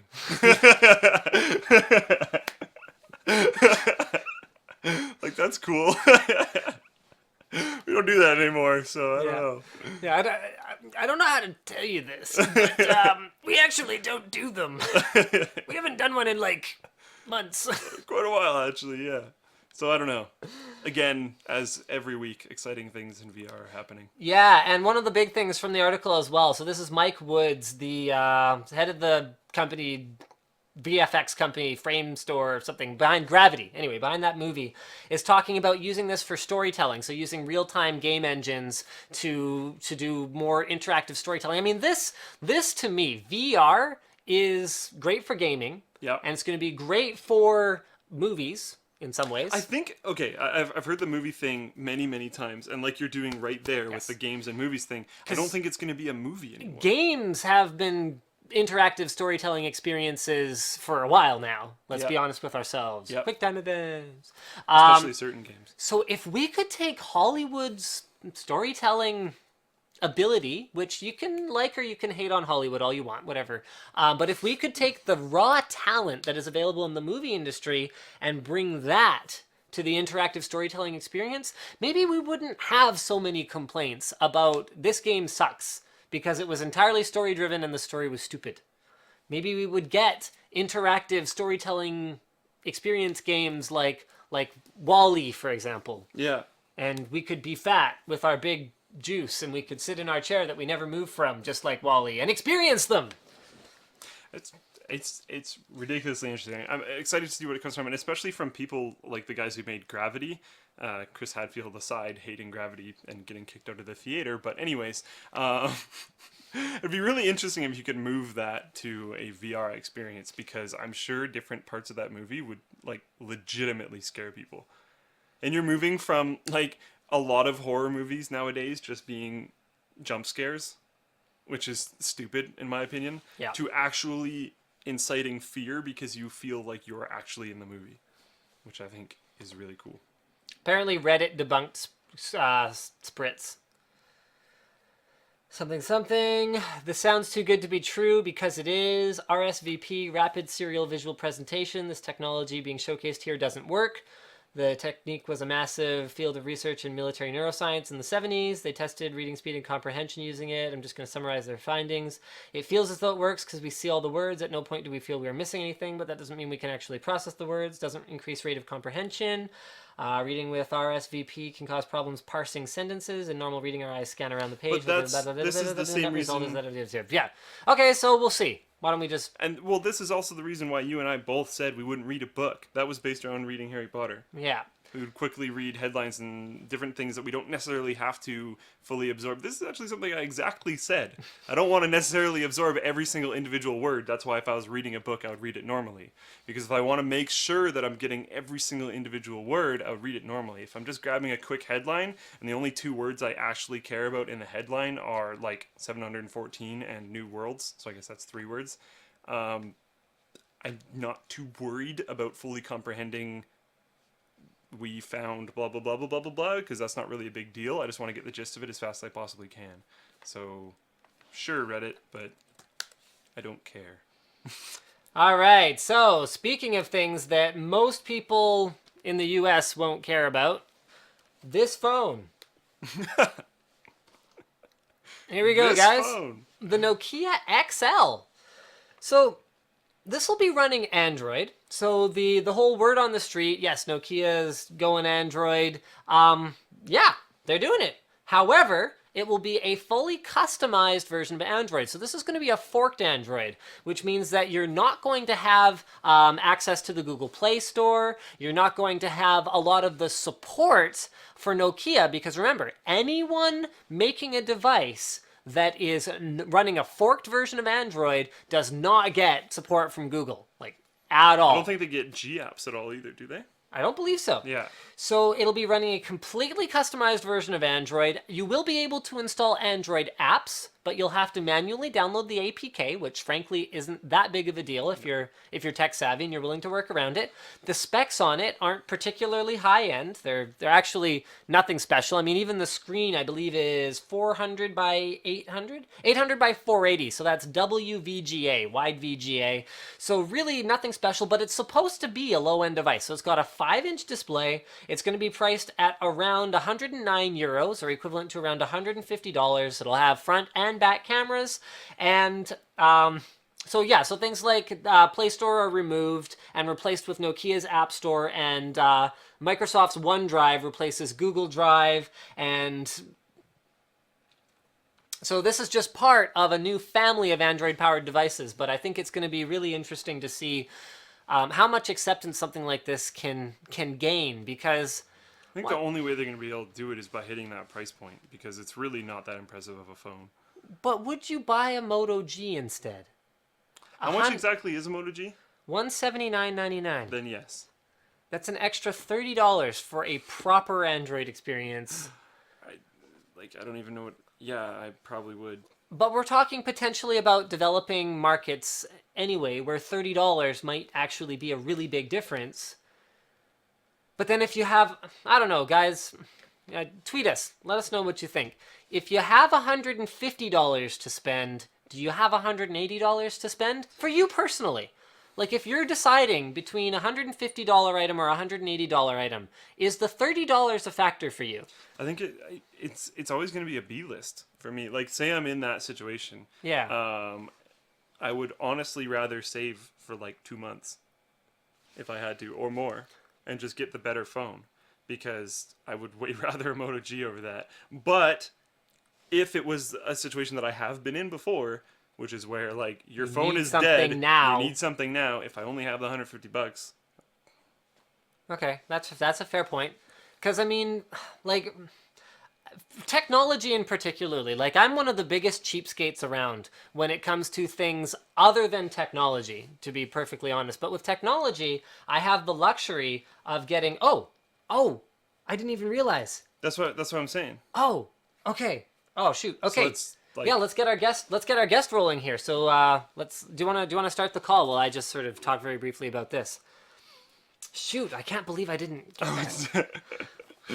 That's embarrassing. Like, I've always had the luxury of, well, not always, but like working at NCIX, I'd get deals on stuff. Yeah. And then now we get samples of a lot of stuff. So I don't necessarily think about $30 the same way as when I'm buying a new tool, for example. Yeah, exactly. When I'm actually shopping for things. And $30 is a big deal. You're also much more interested in that type of stuff, so it's, for other people, maybe the phone isn't as big of a deal, so they want to save the $30. Yeah. And that's definitely see that. Like, My dad has a $60 phone right now that runs Android. Right. And I'm not a tool hobbyist. Yeah. Whatever saw cuts the wood, that's what I buy. It's got a wooden handle, composite handle, carbon fiber handle. What do I care? That being said, my dad does use tools all the time and still wouldn't buy the more expensive tool. So I think different strokes for different folks, and I do want to hear what you guys have to say on Twitter. But we have our guest joining us, and I feel sort of super terrible right now. That does it have the right microphone on there? I hope. You hope. Hey, Tom, can you hear us? Yeah, I can. How's it going? Yes, rock on. Okay, let's go ahead. Throw up the guest. Don't throw up the guest. I mean, he's he's delicious. We wouldn't throw him up at all. So, guys, hey, Tom, welcome to the show. How are you? I'm good. I'm Tom from somewhere Chronofusion in the chat has never heard of. Nice to be here. Chronofusion, we love you. Chronofusion is our neighborhood purveyor of things that are not necessarily appealing to him or something. Captain Negativity and Positivity. Yeah, my apologies for being late. I just got done with Current Geek about 10 minutes ago or so. So thanks for bringing me on, though. I'm looking forward to this. So for those of you who are like Chronofusion and don't know where Mr. Merritt is from, give us a little bit of a brief history of you and what you do and what you're all about. Yeah, I've been kicking around for a while. I used to work at Tech TV way back in the day, and I worked at CNET for several years, and I did some shows for Twit for several years. So I've done some tech journalism, writing, and audio podcasts and videos. And what I'm doing now, I'm an independent podcaster. So I have a daily show called Daily Tech News Show, where we do what it says on the tin. We just look at the daily tech news. Yeah, exactly. And then I also have several other independent shows. One called Cord Killers is about cord cutting. Another one called Sword and Laser is a science fiction and fantasy book show. And then Current Geek is like kind of a weekly wrap up of geeky stuff that I do with Scott Johnson. Those are the main shows that I do every week. And I've got a few other indie projects out there as well. So tell us a little bit about how important your community has been to your recent independence. It's been essential. I've been lucky enough to be involved with amazing communities at Tech TV, when I was doing the show Buzz Out Loud at CNET, and at Twit. And so a lot of them have continued to say, hey, I like the stuff you do. How can we support it? And it's been overwhelming. It's been awesome. Okay, we're just going to turn you down just a touch. I got it. Okay, I hear my bass is too bassy. You got that AM radio sound, whereas I have that excited chipmunk sound. AM radio isn't bassy, though. If I'm AM, that'd be good. But you got that nice sound to it because you're nice and close to your mic, and you got that pop filter and all that. We've got like I don't know if you can see this, but we've got like a boom mic sort of above us. You guys look good, though. I was watching the Twitch stream. It looks great. Oh, thank you. We actually are using a Blackmagic cinema camera for our like video podcasting camera now. It's difficult to... Yeah, I'm sorry. I'm trying to look at you, Tom, but I got to look at the audience too, and it's... No worries. I've got you out of the corner of my eye too, because I got to look at the camera. Excellent. So yeah, we're using a Blackmagic cinema camera, which we also use for other projects. But now that we have it, we figured, well, hey, let's amp up the quality of our video stream. And $2,000 camera is never a bad way to go for like a video podcast. Yeah, no, it looks really good. So speaking of webcams, let's jump into our first guest topic here, shall we? The source that we have on this one is from The Guardian, but my understanding is you've actually talked about this before. I'm going to go ahead and just prime the audience on it here. So, the optic nerve, a project that allowed millions of Yahoo webcam images to be intercepted by GCHQ. If that's not a giant security facepalm moment, I don't know what is. Yeah, this is a pretty crazy story. It comes from the Edward Snowden leaks, obviously. And essentially what they were doing was capturing Yahoo chat video every 5 minutes and saving a still image into a big database. And what's interesting is they were actually had a lot of rules over how they could access it. It's GCHQ in the UK, so they have different rules in the United States, but they were saying we can only look for particular usernames or similar usernames. And that's where it gets dicey, right? Because if I happen to have a username that just sounds like the terrorist that they're looking for from Afghanistan, or at least the guy they think is, right? Right. I can have my images saved. And the other crazy thing is, in the policy manual, they said, you're going to see some, we were surprised to find out that people use these chats to show intimate parts of their body. And I'm like, you've never used the internet before if you're surprised by that. The document estimates that between 3 and 11%, because I guess they didn't pour through every single one, 3 to 11% of the Yahoo webcam imagery harvested contains undesirable nudity. So is that nudity? I want to know how much desirable nudity there was. So is that the nudity other than like Scarlett Johansson? I guess, yeah. No, and I honestly don't care about saying too much in defense of this because it's way over the line. But we did talk on Daily Tech News Show about how do you do this right? And there are a lot of policies that they had in these leaks that were saying you can only ask for this kind of information. You can only see the metadata unless you're going after a very specific person. And they were trying to use facial recognition to be able to say, just go, we don't want to look at it, just go through and find that. But there were problems because the facial recognition software couldn't tell naked flesh from faces sometimes. Especially with them low-res webcams, right? Yeah.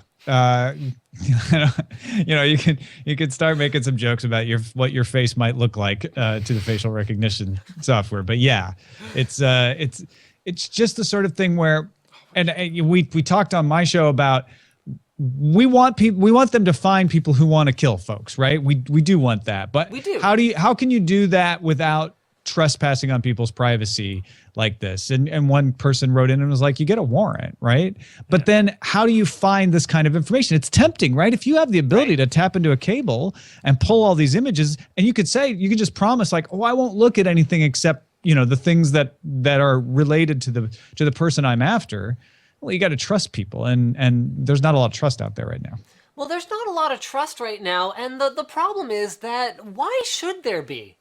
And okay, so there's two things here. Number one is, do we trust the machines? Do we trust the algorithms? And earlier on the show, I said, should we let Gmail, read our mail? Yes, I know. It's not actually an army of Google employees reading every email you send. That's ridiculous. But it is an algorithm that goes through and looks for keywords and then targets their advertising at you. And then who knows what else? Because that's the problem. If we trust the machine or we don't trust the machine, we inherently have to trust a person at some point. And that person can tweak the algorithm, or someone somewhere has access to override whatever systems are in place, because nobody builds a system that has no back door. And the problem I have again now, so sometimes I trust the person. In fact, a great example of that is Valve, okay? I think that the gaming community trusts Gabe Newell of Valve, but companies particularly companies that aren't private companies, they transcend the individuals. Yeah. It's never about the individual person. So Tom, what is the solution here? How do we trust anyone to do this? Yeah, I don't know that you can. And I think this is an example of when you don't have proper supervision, you don't have oversight. There's no one from the outside telling you to stop. You start to get things like this that internally make sense, right? At some point, they were just like, we need to be able to go out and tap into a chat. How do we do that? And then it's step by step from there. Well, to do that, we just need to do this. Well, let's justify that because we really need to do it. And eventually, you're scanning every person on Yahoo's video and saving still images every 5 minutes. And you've led yourself to believe that makes sense. Yeah. Well, okay, maybe it did make sense, but it's way over the line and you've lost perspective. And if you don't have oversight, if you don't have someone from the outside saying, wait a minute, you shouldn't be able to do this. And if you are going to do this, you really need to show that it's absolutely necessary. And that hasn't been shown in a lot of this stuff either, right? They have not been able to demonstrate that this has led to any kind of significant prevention of terrorism. Then there needs to be somebody that says you can't do this anymore. The other side of this, though, is Yahoo. They were outraged in public when they saw this, and they said they're going to take steps to encrypt. should have been encrypting all along. Everybody's been saying that for years, and suddenly you realize, oh, all that stuff we said we should do, but we kind of didn't because it was hard and costly. Yeah, we should have done that, and now they're going to have to. But this is something that we've actually talked about a fair bit on this show, and that's that to the tech enthusiasts, to the guys like you and me and our viewers, really, the concept of digital privacy and its importance is becoming more and more to the forefront. Whereas to the general layperson, I would argue that it's becoming less and less of a thing about which that they are thinking on a day-to-day basis. The first time I saw someone who got their driver's license, take their brand new driver's license and post it publicly on Facebook, I just about crapped myself. And I was thinking, do you have any idea what you've just done? And they didn't. And as the technology continues to change, what's that project called? The scanning phone one. The phone Prism? Tango? Project Tango. Have you heard about Project Tango? Yeah. Yes. Okay, so as technology like that is all of a sudden built into the pocket of every person who grows up in a society where they really have a mentality that is, well, I'm not doing anything wrong, so it doesn't really matter if anyone's looking at it. How much more closely can we be spied on, and will there ever be a limit? Because you talk about an overseeing body, but then we have to trust them. And you can't let just anyone be the overseeing body, because then you could be putting the terrorists right in charge of the whole thing. Well, yeah, there's turtles all the way down at that point, right? I mean, you can't trust anybody, and nothing can be done. So you have to put a system of checks and balances in place if you ever want to be able to do anything. I do think that people are getting more security minded. I think when you see things like what you're talking about with the driver's license, it's emblematic of how not security minded we've been. Yeah. We're growing up as a culture where people say, oh, I didn't even think about that because I didn't have to think about it before. And you're right. You're absolutely right that folks who are into technology and enthusiastic technology are much more security minded, especially about technology, than other people. But I do think that those sorts of situations, because they're happening, because that person who would have never posted a photo online in the past now does because they have a smartphone, right, has to actually start confronting like, oh, wait, maybe that wasn't a good idea, right? So I tend to be, maybe I'm being a little Pollyanna about it, but I tend to be optimistic that this is actually all going to help companies get more secure, people become at least slightly aware of security issues where I don't think they ever would have before. I actually have to agree with Tom on this one because I used to see that up. Yeah, that's fine. It's just my show. I just pay your salary. Whatever. It can be your show, and you can also be wrong. Free speech. I've seen that in the past. I've seen multiple people post driver's license on Facebook. That exact thing that you just described, I've seen that more than once. I also saw that more than once years ago. Haven't seen that in a long time. I think people are doing bad security movements in ways that they don't realize, but they are learning things as they go along. And as a community, I haven't seen something as stupid as like social insurance numbers, or remember that old thing like, oh yeah, do you know if you post on Facebook your social insurance number, it turns into pound signs? Like I haven't seen people fall for stuff like that in a really long time. Right. But then, so I guess then what we can probably all agree on then is that it will continue to be an arms race, and we just have to have faith in people to continue to learn. Definitely. Okay. So let's talk another security sort of topic here. Something that, okay, tell me what a tell me perfect something, transition, Tom. right? Up front, man. Did you have any Bitcoins in Mt. Gox? No, I've never kept any of my Bitcoins anywhere but on a hard drive that's disconnected from the internet most of the time. Wallet, yeah. Okay. See, and again, it's that security mindedness, whereas when lay people, like the not tech heads, glom onto something like Bitcoin, they might go after it with an approach that's not necessarily perfect. So this was posted by Bonsai99 on our forum. Mt. Gox, which for those of you who actually don't know this, stands for Magic the Gathering Online Exchange. A lot of people don't know this, but they didn't start out as like cryptocurrency and like as a financial institution. Closes its doors without warning, apparently declaring insolvency. And as of, I believe that was today, they basically came out and said, yeah, we don't have any of it. It's all over. Yeah, they filed the equivalent of Chapter 11 bankruptcy in Japan.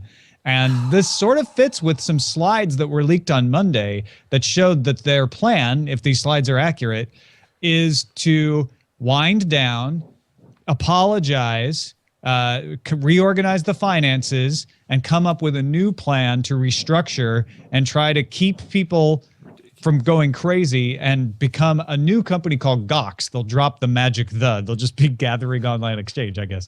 And the current CEO would step down. And the first step towards that happening was him apologizing and doing a deep bow in public for the company, which is kind of a normal thing when a Japanese company really screws up. Yeah. And so the next step, if the slides are accurate, would be that they would name a new CEO and Mark Karpeles would step down.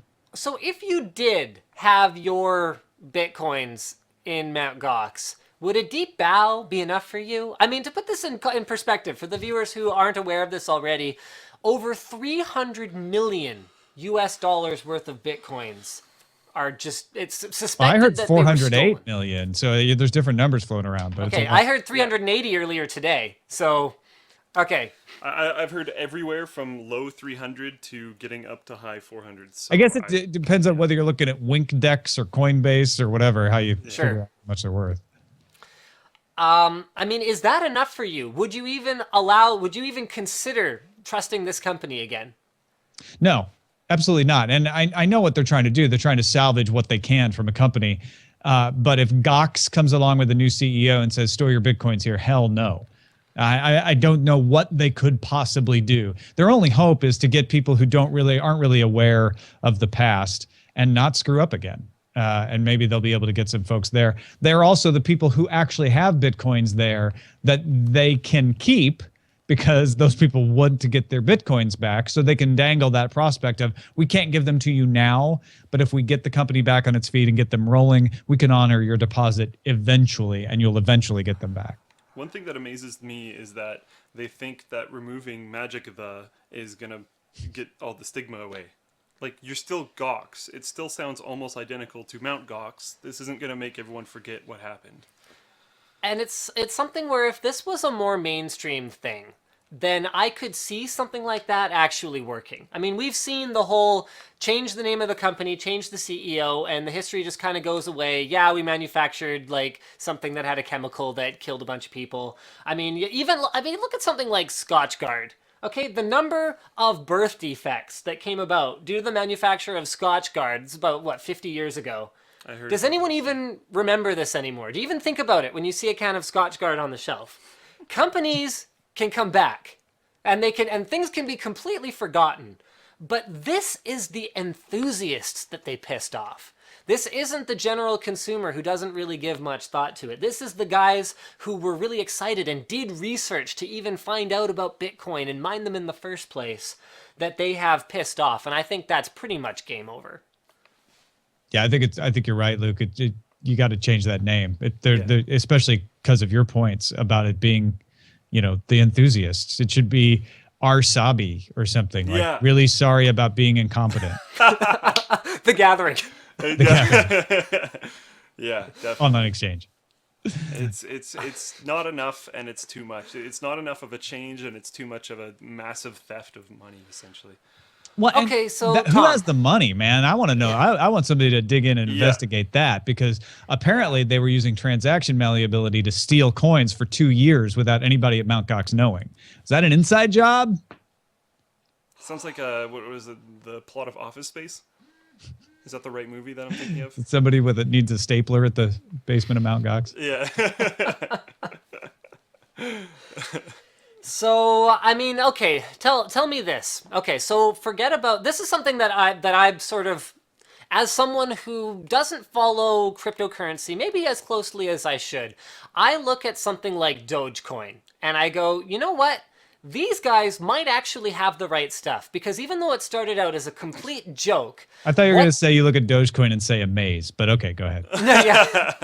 So amaze, very money. Much happy, okay? That's what I say about it. Yeah. But it's the much happy. They're really good at PR. everything that comes out about Dogecoin is positive. We're going to send the Jamaican bobsled team to the Olympics. We're going to donate this to charity. We're going to do this. We're going to do that. Whereas Bitcoin almost had, because being first can either be an advantage or a disadvantage. And Bitcoin had the advantage of being first. They have that Kleenex effect where normal people, newscasters on, CNN or whatever, are going to refer to cryptocurrency as Bitcoin until something is much bigger, probably for a long time. But then they also have the disadvantage of every mistake getting hung on their necks. All throughout the beginning here, all of the negative connotations of Bitcoin that you can use it to buy drugs and sex and hitmen is going to be hung on Bitcoin. Who do you see winning this battle? Is it going to be Litecoin, Purecoin, Dogecoin, Bitcoin, or none of the above? And are these guys all just trailblazers, and we should see them as what they are, a way to make a quick buck and then cash out back into good old US dollars and wait for the next thing? What are you doing? I would stay away from Coinye. That would be my one piece of advice. Thank you. Thank you. I'm glad we had you on the show. But honestly, yeah, I think I don't want to say the better money is on, because then that's going to lead us down a whole other path. But I think Bitcoin has the advantage. And the fact that they're taking all of the flack is because they are the more solid system. And at this point, still the more proven system, even though they're not totally proven, they've been around longer and they've been through more. And I think that is their advantage, is that there are all these other exchanges. And you do have people setting up an exchange the day that Mt. Gox goes down, saying, you know what, we still believe in this currency. So in a way, I almost feel the fact that they have all this bad press is emblematic of their strength, because they're able to fight through all that sort of thing. If Dogecoin had a similar challenge, I don't think that they would survive. I don't know if Litecoin would. Maybe it would. Maybe Dogecoin would too. I think there's a 20% chance maybe that one of these secondary systems comes along and finds an actual feature that is better than Bitcoin. But until something like that happens, I don't think the kind of the ebb and flow of Reddit and the internet and opinion really matters in the long run.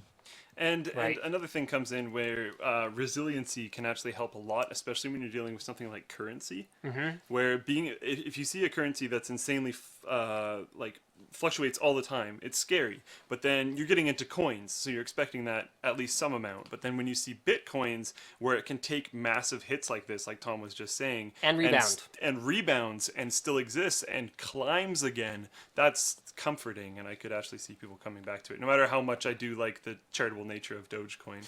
And I got nothing to say bad about Dogecoin either. I think they're hilarious and fun and cool. And I mean, one other possibility too, though, is, I think my question was probably poorly worded, because I was asking who was going to be the winner without, of course, presenting the possibility that we could just, it could just be like world currency the way it is now. Yeah. You can have 100 currencies. Yeah. Potentially. Yeah, I think that's fair. And I think that's, I'll revise my answer in response to say that 20% might end up being like a 20% usage, right? Market cap. Certain features that come along in these various coins along the way certainly could make them better for certain purposes, right? And so, the market cap isn't the biggest, but they get used because they're really excellent for a certain kind of transaction. In much the same way that gold will still get used for things. Yeah. Or euros. Or goats. Or euros goats. Is actually really good. Or our Canadian Tire bucks. Canadian Tire bucks. Hey, those are awesome. I have paid someone in Canadian Tire dollars once. You're not the first person I've heard say that. Yeah. How did you get enough? How did I get enough? Yeah. Oh, my dad is a tool guy, and he would always give me his Canadian Tire money because it was fun. And then I wanted something from a kid at school, and he wanted something from Canadian Tire, so I got lunch. It wasn't a big deal, but anything that someone will accept as tender is cash. Yep. Yeah. All right.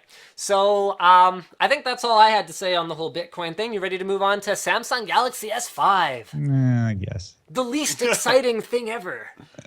I'm more excited about the Gear Fit than I am about the S5. That is sad. I know, and I'm not that excited about the Gear Fit. I think it's interesting, but I feel like I know it's a TikTok situation, right? Like every other release is not going to be as crazy as the previous one, but I'm struggling to find the big thing with the S5. which is what the water and dust resistance. That is cool. That is a cool thing. It's certainly not enough to make me say, and therefore I'm buying a Galaxy S5 as my next phone. The problem for me with that is that it's not breaking any new ground. No. Because what Samsung did in the past, I mean, take the S2. It was arguably the first legitimately really good Android smartphone. They brought the AMOLED screen to it, which was great for power and display and all those things. It was huge at the time. Like physically, the screen was very large at the time, and the industrial design compared to other Android phones at the time was really good. So it was really good in a lot of different ways. Whereas the Galaxy S5, and I'd even say the Galaxy S4, is not better. There's something that's better in every possible way, which makes it hard for it to hold the same kind of, to be put on the same kind of a pedestal that I think Samsung would like us to.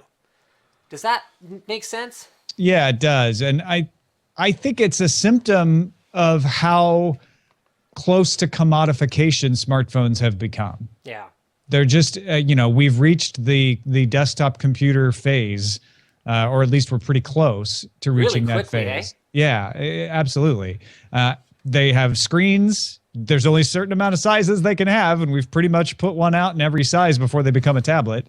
And they have touch, and they have speed, LTE speeds, and the processors have maxed out. I mean, you don't get much out of having a bigger processor. Maybe you get a little more out of having more cores, but there's really not that much more you can do with them. I'm not saying that that's the end of smartphones. There's going to be somebody come up with some software development and maybe even a couple of hardware tweaks here and there. But it's more what you can do with other things with smartphones that seems to be where the more interesting avenues lie.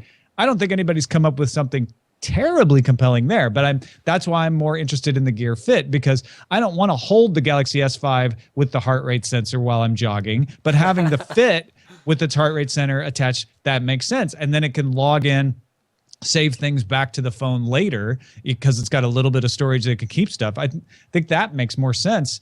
The S5 is just starting to look like a phone and a nice phone. I'm not dinging it. It's just, if I was expecting to be wowed and amazed, maybe we just got to get used to the fact that, you know what, we're not going to get wowed and amazed anymore. There's going to be little features like this and that, and that's fine. And I mean, I think that's something the manufacturers are trying to fight against.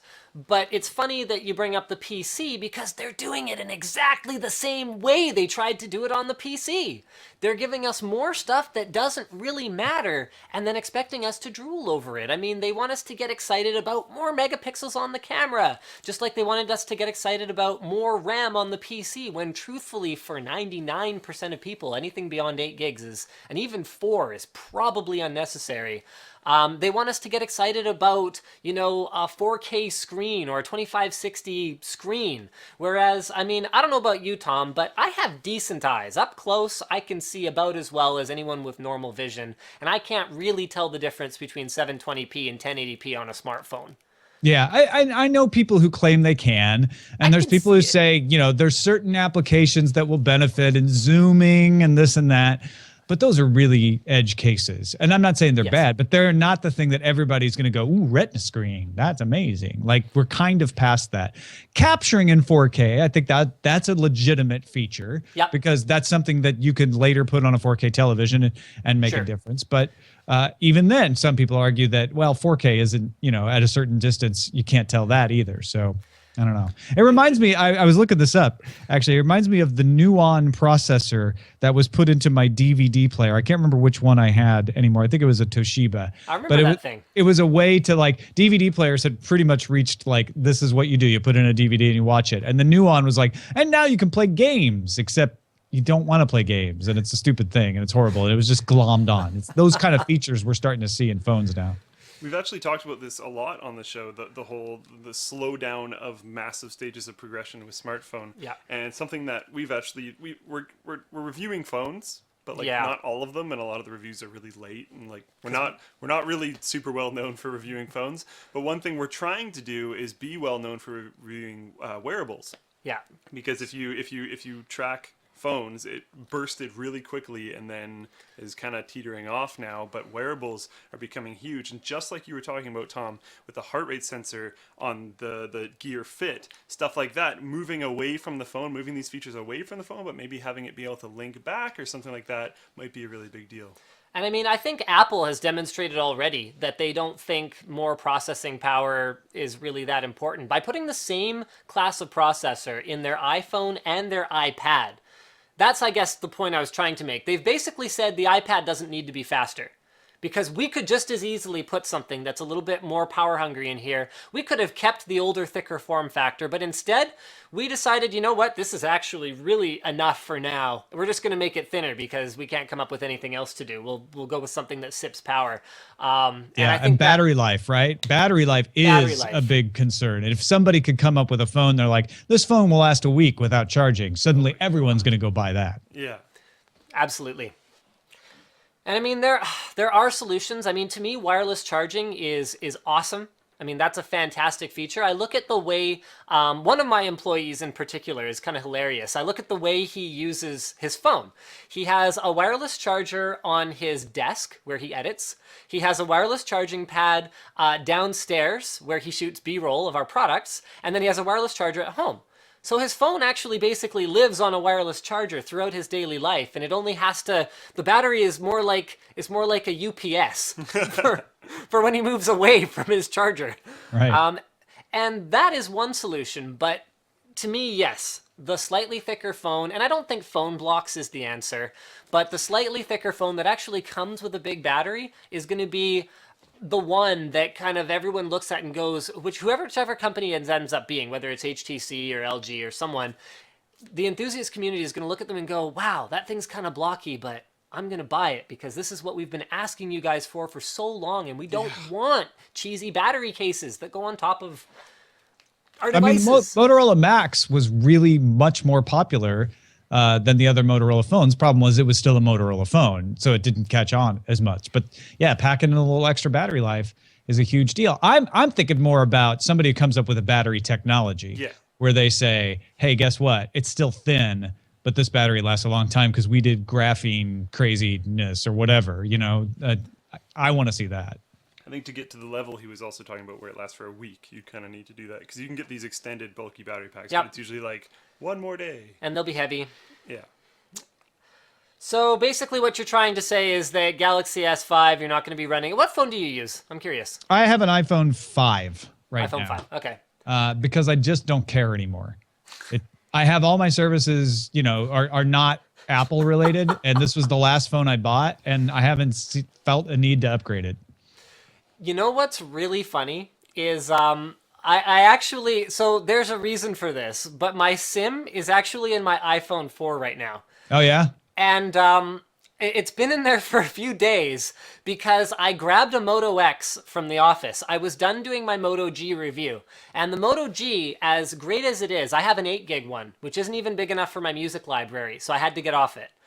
So I popped my SIM out of that and I was like, okay, I'm going to throw this. You know what? I'm going to go to the Moto X. And I had forgotten that the Moto X uses nano SIM instead of micro SIM. So I got home and went to pop it into the phone and I went, oh, crap. So the only other phone I had was my iPhone, which I use as an MP3 player. And that's all I really do on it. And it's been 3 days and I haven't actually managed to switch off of it yet because I'm too lazy to go find a SIM removal tool and put my SIM back in my one because I just don't care. And for those of you that are wondering, yes, it's smaller and yes, he could cut it, but he's worried about cutting it because of going upwards in compatibility. Yeah, I do phone reviews. Yeah. So it's like real inconvenient if I can't use my SIM because I believe the way you should do phone reviews is you should actually switch to the device rather than the way that I see a lot of people do phone reviews where they like, you know, go through what I would call a synthetic test where they kind of do what they would do. I think you should use it. So yeah, I have to have my SIM. Do some road testing. I agree. Road testing. So I'm 100% with you. iOS, Android actually doesn't matter much to me. There are things I miss about Android on iOS. I mean, even just things like not being able to customize whatever Apple calls that little thing you slide up from the bottom. The fact that I can't change that stuff. Yeah. It's like, and I like widgets. I have a Nexus 7 that I use, and the power you get over it is great. I think one of the problems with iOS is that that customization is starting to mean fewer encryption options. You're starting to see some really good encryption apps for Android, and that might be enough to tip me back to saying, oh, okay, I actually do care again. Right. That's a good point. My brother did something, talking about widgets with Nexus 7. My brother installed the Nexus 7, well, paid someone to install the Nexus 7 in his truck because it didn't have tablet support or anything like that, and got it hooked up with, I think it's called Microsoft Sync. Pretty sure that's what it's called. Oh, in the car? Yeah, I think you're right. In his truck, and it's absolutely fantastic. And he has a widget set up that actually interacts with the car and tells him what's going on with different gauges and what's playing and all this kind of stuff. It's very cool. Well, there's a similar thing called Automatic that you can get that plugs into the ODB port on any car. Yep. And you can use it on Android and iOS. Is that what he's using, or is it something else? He's going directly through Microsoft Sync. Although Okay. I think now that you bring up the automatic thing, I think he might be usually using that for the gauges. Okay, yeah. He's getting direct information from his engine, so that might actually be how he's doing that. I haven't been too in on that project. That's been a lot of just him. It's just really cool. Cool. So Tom, I'm not going to keep you much longer here. I think we've gone over the half an hour that I promised already, but this is something that we talked about earlier on the show and we talked about last week, and I'm sorry to bore the audience with it, but just tell me your opinion on this. You've been in the industry a long time. Facebook's acquisition of WhatsApp was predicated on paying for kind of a price per user of a social network. That was the rationale, correct? I've heard that. I haven't heard Zuckerberg say that particularly, but he did say that he would have paid more for WhatsApp if he needed to, because it's the future. He made some rather vague hand waving statements. Sure. But yeah, it seems like they're getting a lot, and the audience seems to be the most valuable thing people can latch their eyes onto. So my problem with that is I would make the argument WhatsApp is not a social network and is just a commodity. Just in the same way that ICQ or MSN or any other one of those services that have come and gone over the years is.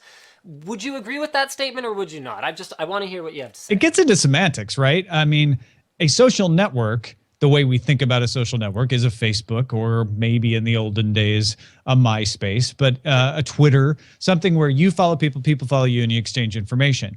What I think's happening is a lot of people are not using Facebook, and they're moving on to these messaging apps like Line and Kakao Talk and WeChat and WhatsApp, and using them in place of social networks. So they're using them for some of the same things: keeping in touch, telling people things, exchanging stickers, and all these other things that they do.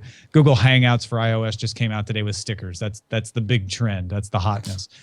So I think a lot of analysts don't know what to make, because if they say messaging apps, it leaves out all of these other things that these apps are doing. There's a whole games aspect of them.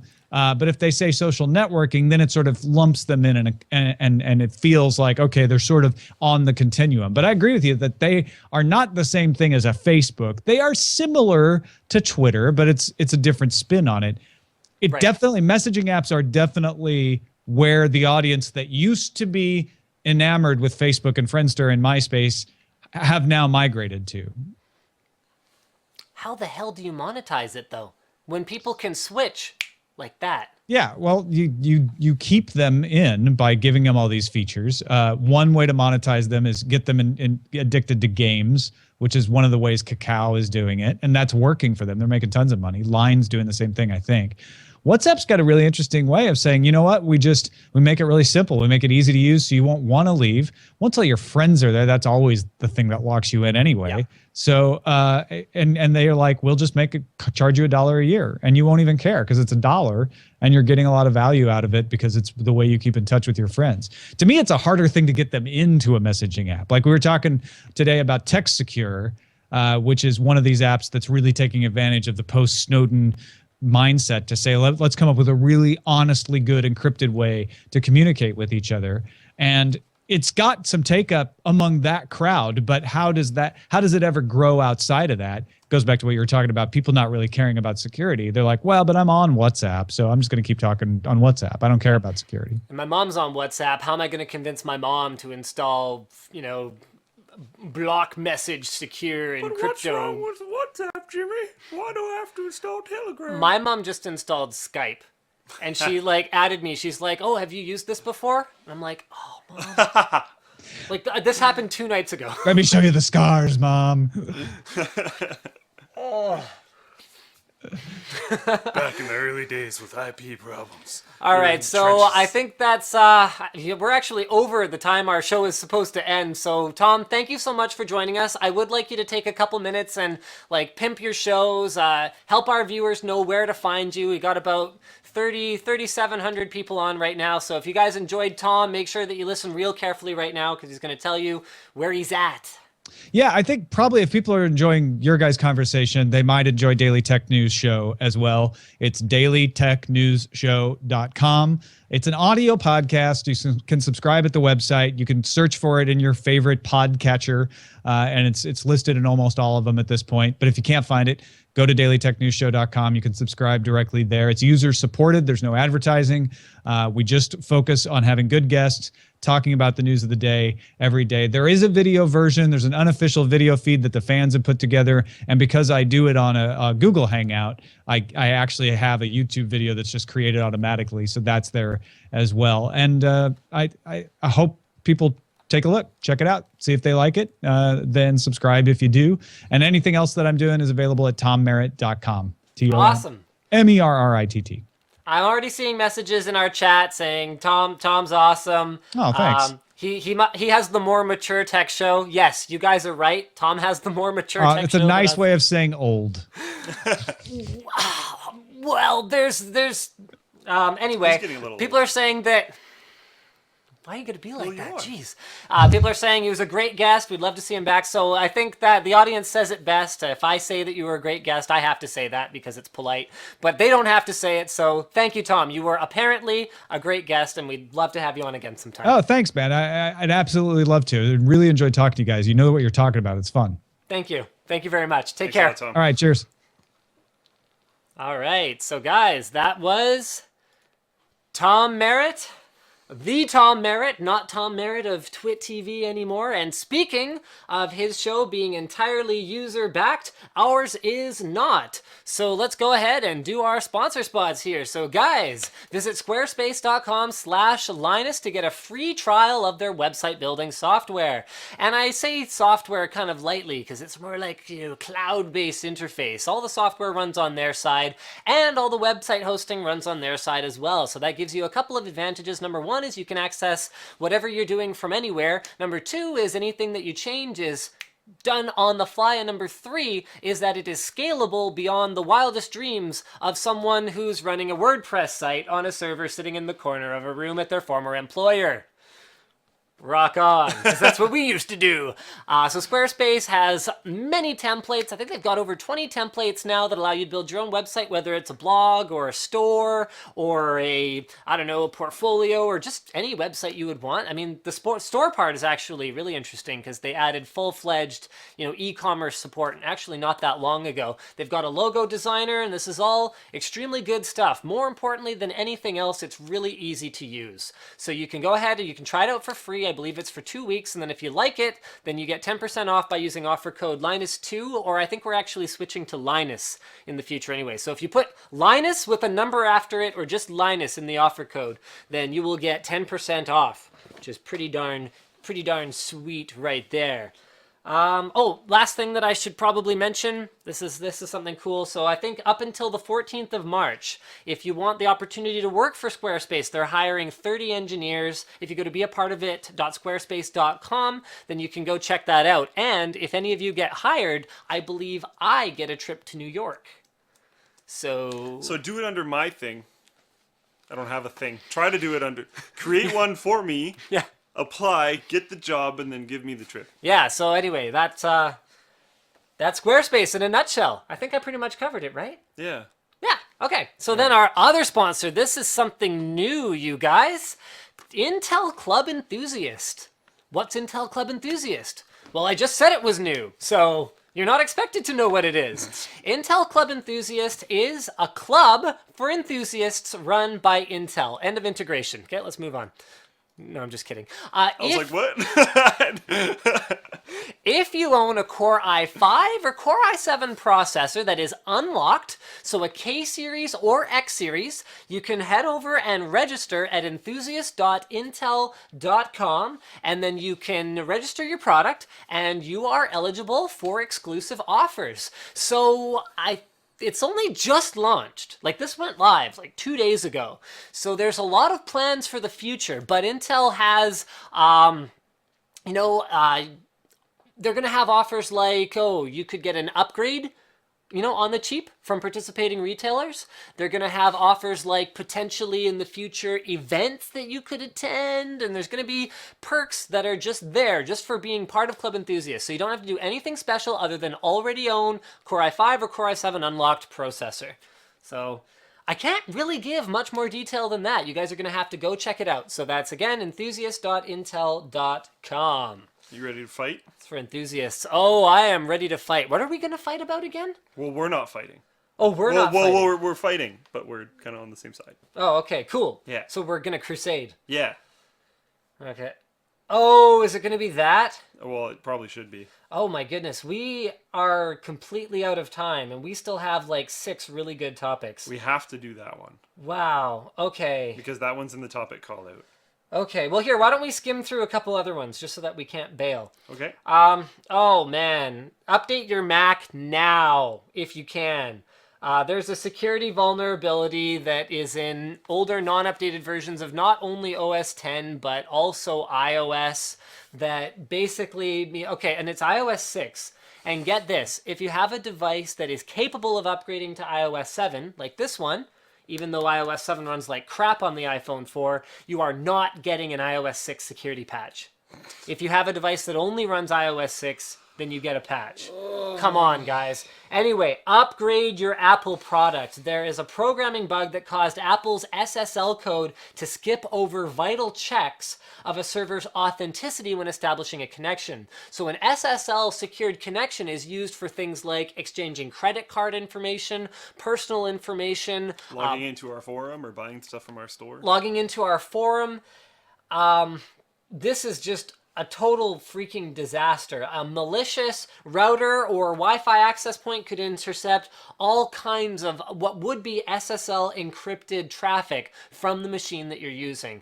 So particularly on a machine you're going to use in an unfamiliar place, or just in general, please update your software right away. Speaking of Apple and things that were rumored not that long ago, an Apple-Tesla joint venture for batteries, Tesla Gigafactory has announced plans to build the battery-producing Gigafactory, or as we'll call it, Gigafactory, from now until forever. So this was originally posted on the Linus Tech Tips forum by NoName7931. The original article is from The Verge. Please go away on screen keyboard. But the objective is to have this factory producing as many batteries as the entire world is producing now. Boom. By 2017. By 2017. Which is like not far away. Yeah, so that's like 3 years and change. Incredible. Pretty epic, actually. Should be good for, battery-powered cars, which of course Tesla has no interest in having more batteries for. No. So they'll be partnering with other battery manufacturing folks to reduce costs. After 1 year of production, Tesla predicts the battery cost will drop by 30% per kilowatt hour, and they want it to be an extremely green factory. So solar power, essentially zero emissions, no toxic elements are going to come out, and recycling capability will be built into it, says Elon Musk.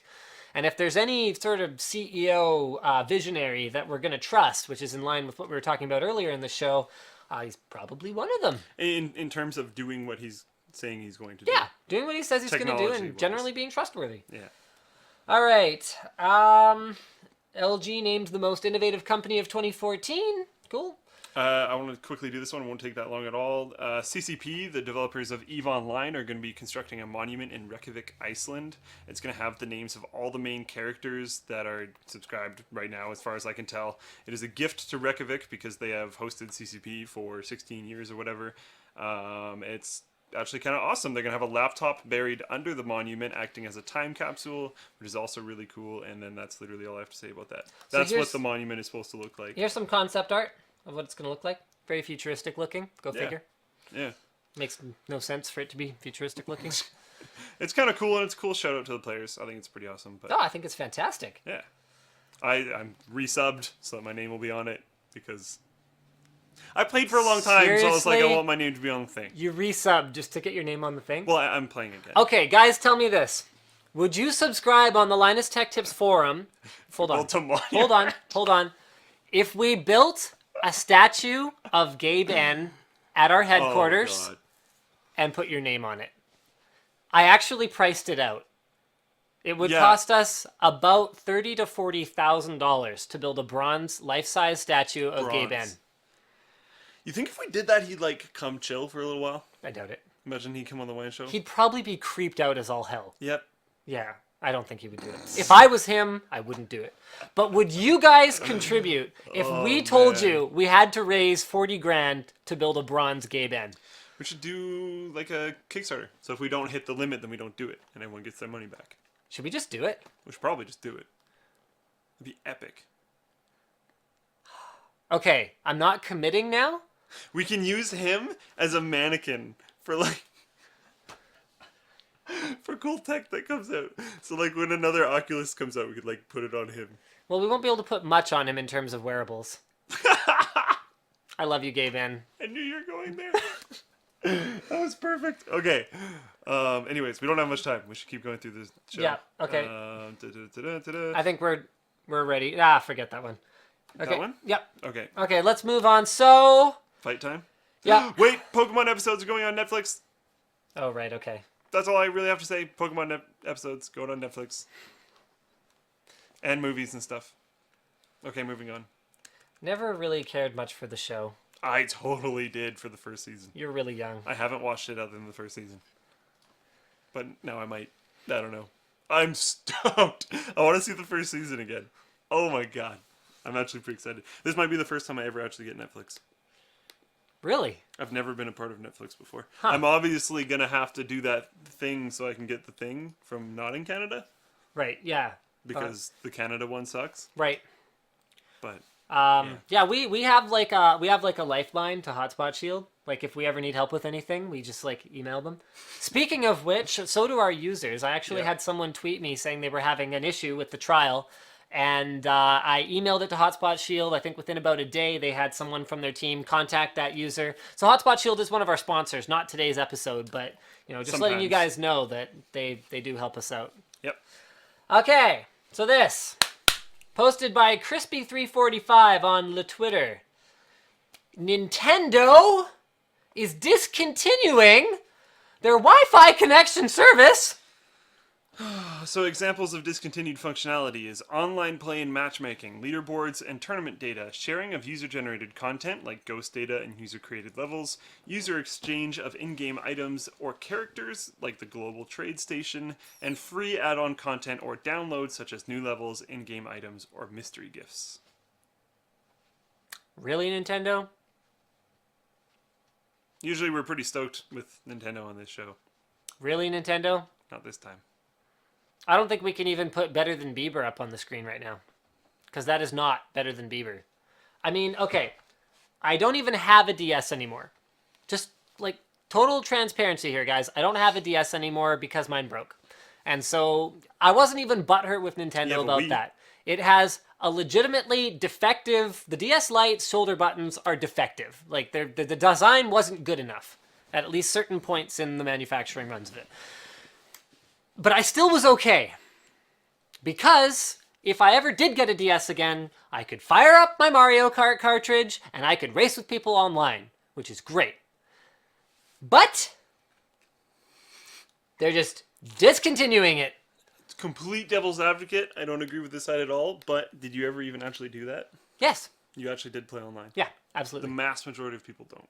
So what? I'm If the majority of the people aren't using it, it's not like you're updating Mario Kart DS. It's not like you have to, change something about the way the online service runs. They could have even said they don't support it anymore, but this is a complete service discontinuation. Like, they're not allowing you to do those things because they're shutting it down. So stuff on the box of my game cartridge doesn't work anymore. Yeah. And, like, of course, this would happen at some point in time. I did not expect it to happen yet, especially looking at the track record of Nintendo, like how long they supported NES for.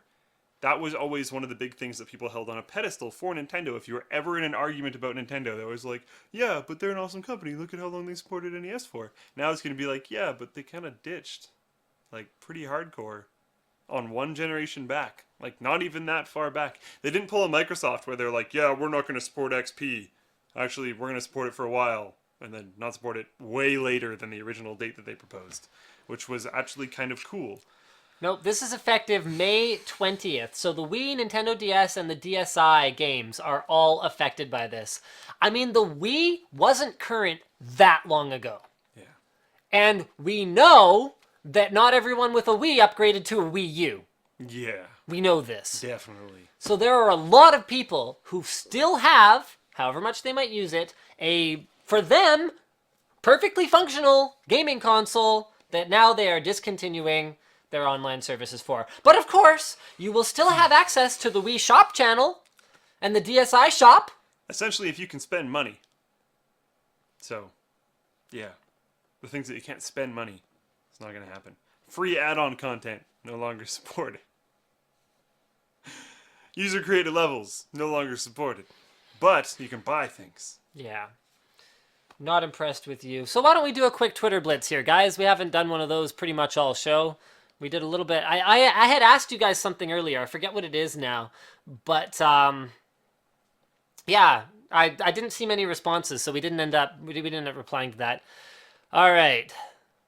In before Langley bylaw to stop it. It could be inside of the building. I think Lord Gaben would like the money to be used for charity instead. Yeah, that's cool, but I would rather build a statue to Gaben. I'm already contributing, but I'd go up to gold for a month. Absolutely. In a second, statue love. So everyone's just tweeting at us about Bronze Gaben. Jailbreak your iPhone, download the SSL patch. I don't really care. See, I think you're missing the point of why I'm using the iPhone. I'm using it because I don't care. Does not care. Not because I'm wanting to tweak it and like fuss about with it more. Why don't I use a start menu on Windows 8? Because I don't care. I mean, I kind of agree with that guy. But then you use the touch functionality of your screen a lot. This is a touchscreen Ultrabook. Yeah, so he actually does legitimately use the touchscreen on his Ultrabook. And there's okay. I have Is that your Twitter background? Yeah, it's a new Twitter background. I need a cool Twitter background. I ask Ed for one. I have 8, 9, 10 programs pinned to the start menu. Those are the only 10 programs I use on this notebook. Yeah. And what do I need a start menu for? And he's using touch. And if you go to the Windows 8 Modern UI, I don't know, Metro, whatever. If you're using touch, it's not that bad. I've never once used the Modern UI. For the main reason being that all the modern apps are garbage. Yeah. Particularly the picture viewing one and the movie watching one. The first thing I do, as soon as I get a Windows 8 device, is I change the defaults to Windows Gallery Viewer or whatever, the old one, even though it's a piece of crap too. I've got a buddy that works in IT. He works in like an office building, actually in Vancouver, and he has a batch file script that does that automatically. Nice. Because if someone ever brings in a new device or they do a new computer or anything like that, he's just like, whoop, because it fixes so many ticket reports. I'm just like, this isn't working. I'm locked in this screen, whatever. Yeah, like I tried to open a picture and like I can't move. I can't do anything. Yeah. Anyway, solves tons of those problems. I missed 5 years ago when I could lose my charger because I didn't have to charge my phone every day. Yeah, I know, right? Life on a wireless charger. Nexus 5 people know. So people are talking a little bit more about the sort of our phones just a dead end and doesn't matter anymore. Whip says, I'm all for higher resolution screens, even if only for the sake of progression. But like, do we need progression for the sake of progression? I want high resolution screens on phones so that technology can be cheaper and Oculus can get it. Yeah. Everyone just wants to talk about the gay Ben statue. The statue should have a Steam logo. Is DDR4 coming out at the end of the year, the summer? I have no idea. It'll come out when it comes out. It'll be faster, and it'll use less power, and it'll be higher density. And we'll test it. My GPU is running at 100% on idle. Why? Is it possible that you're coin mining and you don't know about it? Something's wrong. Yeah, something's wrong. Go on the forum. Yeah, go on the forum. Troubleshooting section. Getting kind of big, actually, which is good. I used my Wii a week ago for Mario Kart and did a bit of online and missed how fun it was. There Yep. you go. So, like, I know people do it. Yep. It's just not a super high percentage. But then exactly what you said. It's not a super high percentage, so it shouldn't be that big of a deal. When I gamed on my DS, playing Mario Kart DS or whatever they call that one, like, it wasn't right when it came out, and, like, people were on. Yeah. Like, you could get a match. Especially with stuff like Mario Kart. Yeah. Like, certain other things, maybe not. Like, I tried to play on my 2DS, but 3DS game. I'm trying to remember the name of it now. What's the old story of the guy that has wax wings and flies too? Kid Icarus. I was trying to play Kid Icarus on my 2DS and went to go play multiplayer. No one was there. But Right. I'm trying to play Kid Icarus. Yeah. I'm not trying to play Mario Kart. Where I it's like, guess I could have expected this. There Happens is with no PC games, too. reason why Mario Kart DS couldn't be enjoyed a year or 2 or 3 or 4 or 5 from now. Yeah, definitely. What headphones do you use for listening to music on your pro-grade station? What about on the go? I use mostly my HD 600s when I'm at home. However, sometimes the ADH, whatever, the Denon D2000s, I really like those as well. And then when I'm on the go, it's always all about the IEMs. I have my IE80s on me. If you ever see me on the street and you want to test this, just walk up, be like, Linus, do you have your IE80s in your pocket? Be like, no, because they're in my ear. Or yes. That's the other answer. It's kind of true. How about a bronze Linus statue? I don't think what anybody if- needs that. I wonder if it would be considerably cheaper. Because it'd be like...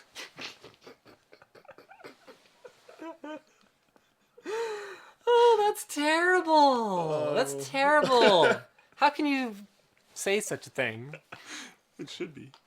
Or maybe it's like that material thing, like with clothing. GameSpy. Apparently it's because GameSpy's shutting down the show. I don't care. I don't care why it's going down. Fix it. Statue would get us some press. Yeah, probably. Probably terrible press. Yeah. Is Hotspot Shield slowing down internet speed a common issue? That's just a reality of using a VPN. Yeah. Because you're relying on their connection. And, like, you're relying on... The signal has to be physically rerouted. So it's, like, further. The latency is worse. Have either of you played Thief yet? Any thoughts? Whoop, sorry. I think it's a lot better than a lot of people have been saying. Honestly, I think people have jumped into the game, played for like 5 seconds, be like, this game sucks. It's not as hard as Thief used to be. Because they didn't click on the custom difficulty button and click classic Thief custom difficulty options. Come on! There's 10... It's like, it's one of the most... You can customize the difficulty with such a fine comb. It's amazing. Well, they're used to not having an options menu. So nobody looks for it anymore. But it's not... When you go to create a new game, it's like Thief... what is it? Rogue, Thief, Master, and Custom. If you go to Custom, there's a huge list of custom options you can do. Some which are insane. If you're detected at all, you just instantly fail. That's one of the options. So if you're worried about how difficult it is, you can make it insane beyond logical levels of difficulty very easily. Or you can just turn off all the new things and make it classic Thief-style difficulty very easily. And everyone's complaining about that, which is fixable, but not enough people are complaining about the audio, which is horribly, terribly broken. Which is ironic because when I last saw it, which was like back in September or whenever GPU 14 was, when I was in Hawaii for the AMD event, they had true audio running on it, and like the audio experience of Thief was going to be a big selling point.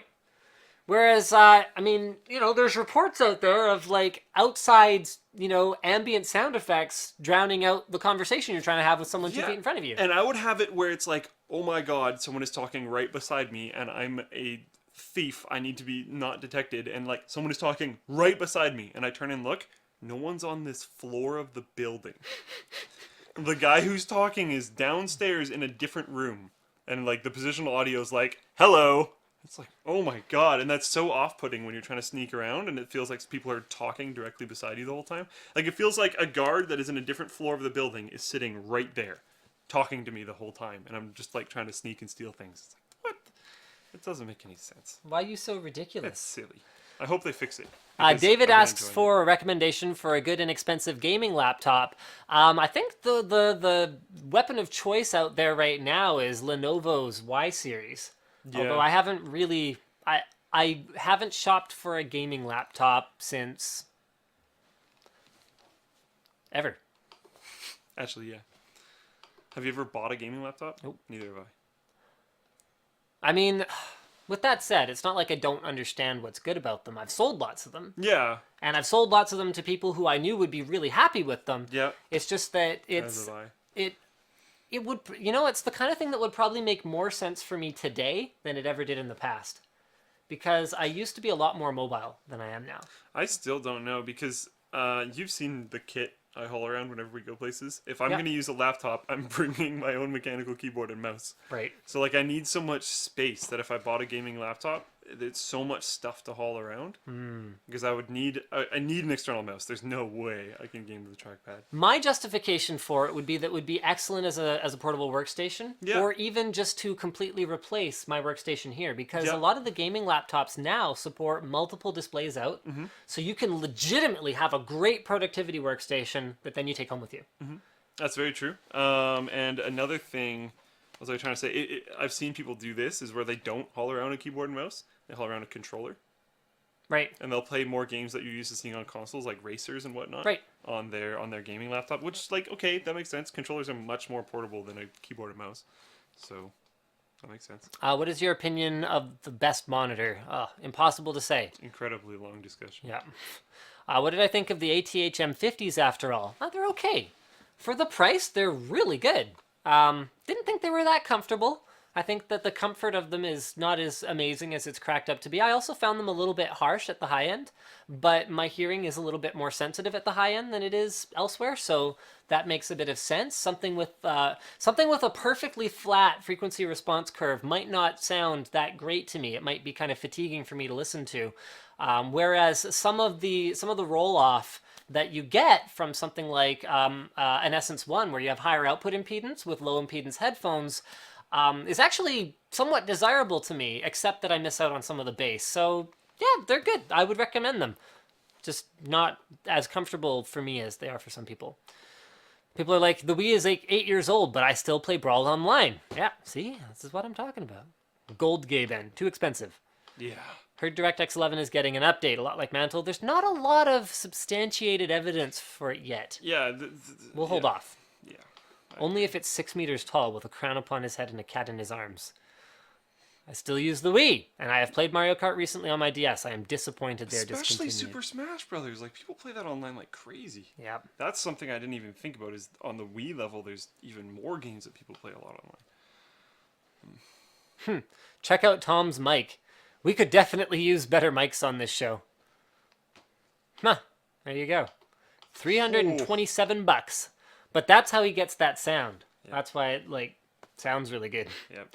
All right, well, I think we're done here, guys. Thank you so much for tuning into the WAN show today. I hope you enjoyed it as much as we did. Just as a reminder, our sponsors today were Squarespace, the fast, easy way to build your own beautiful website that works on desktop and mobile and all that good stuff, as well as Intel. Join Intel Club Enthusiast for exclusive offers. Head over to enthusiast.intel.com. And a huge thanks to our guest, Tom Merritt, for joining us. So you can find him in all the ways that he said earlier, or just forget all that and Google Tom Merritt, Merritt, and you'll find him really easily that way as well. Yeah. He was a fantastic guest, and we'd love to have him on again at some point. So anyway, guys, thank you again very much for watching, and we'll see you again next week. Same bat time, same bat channel.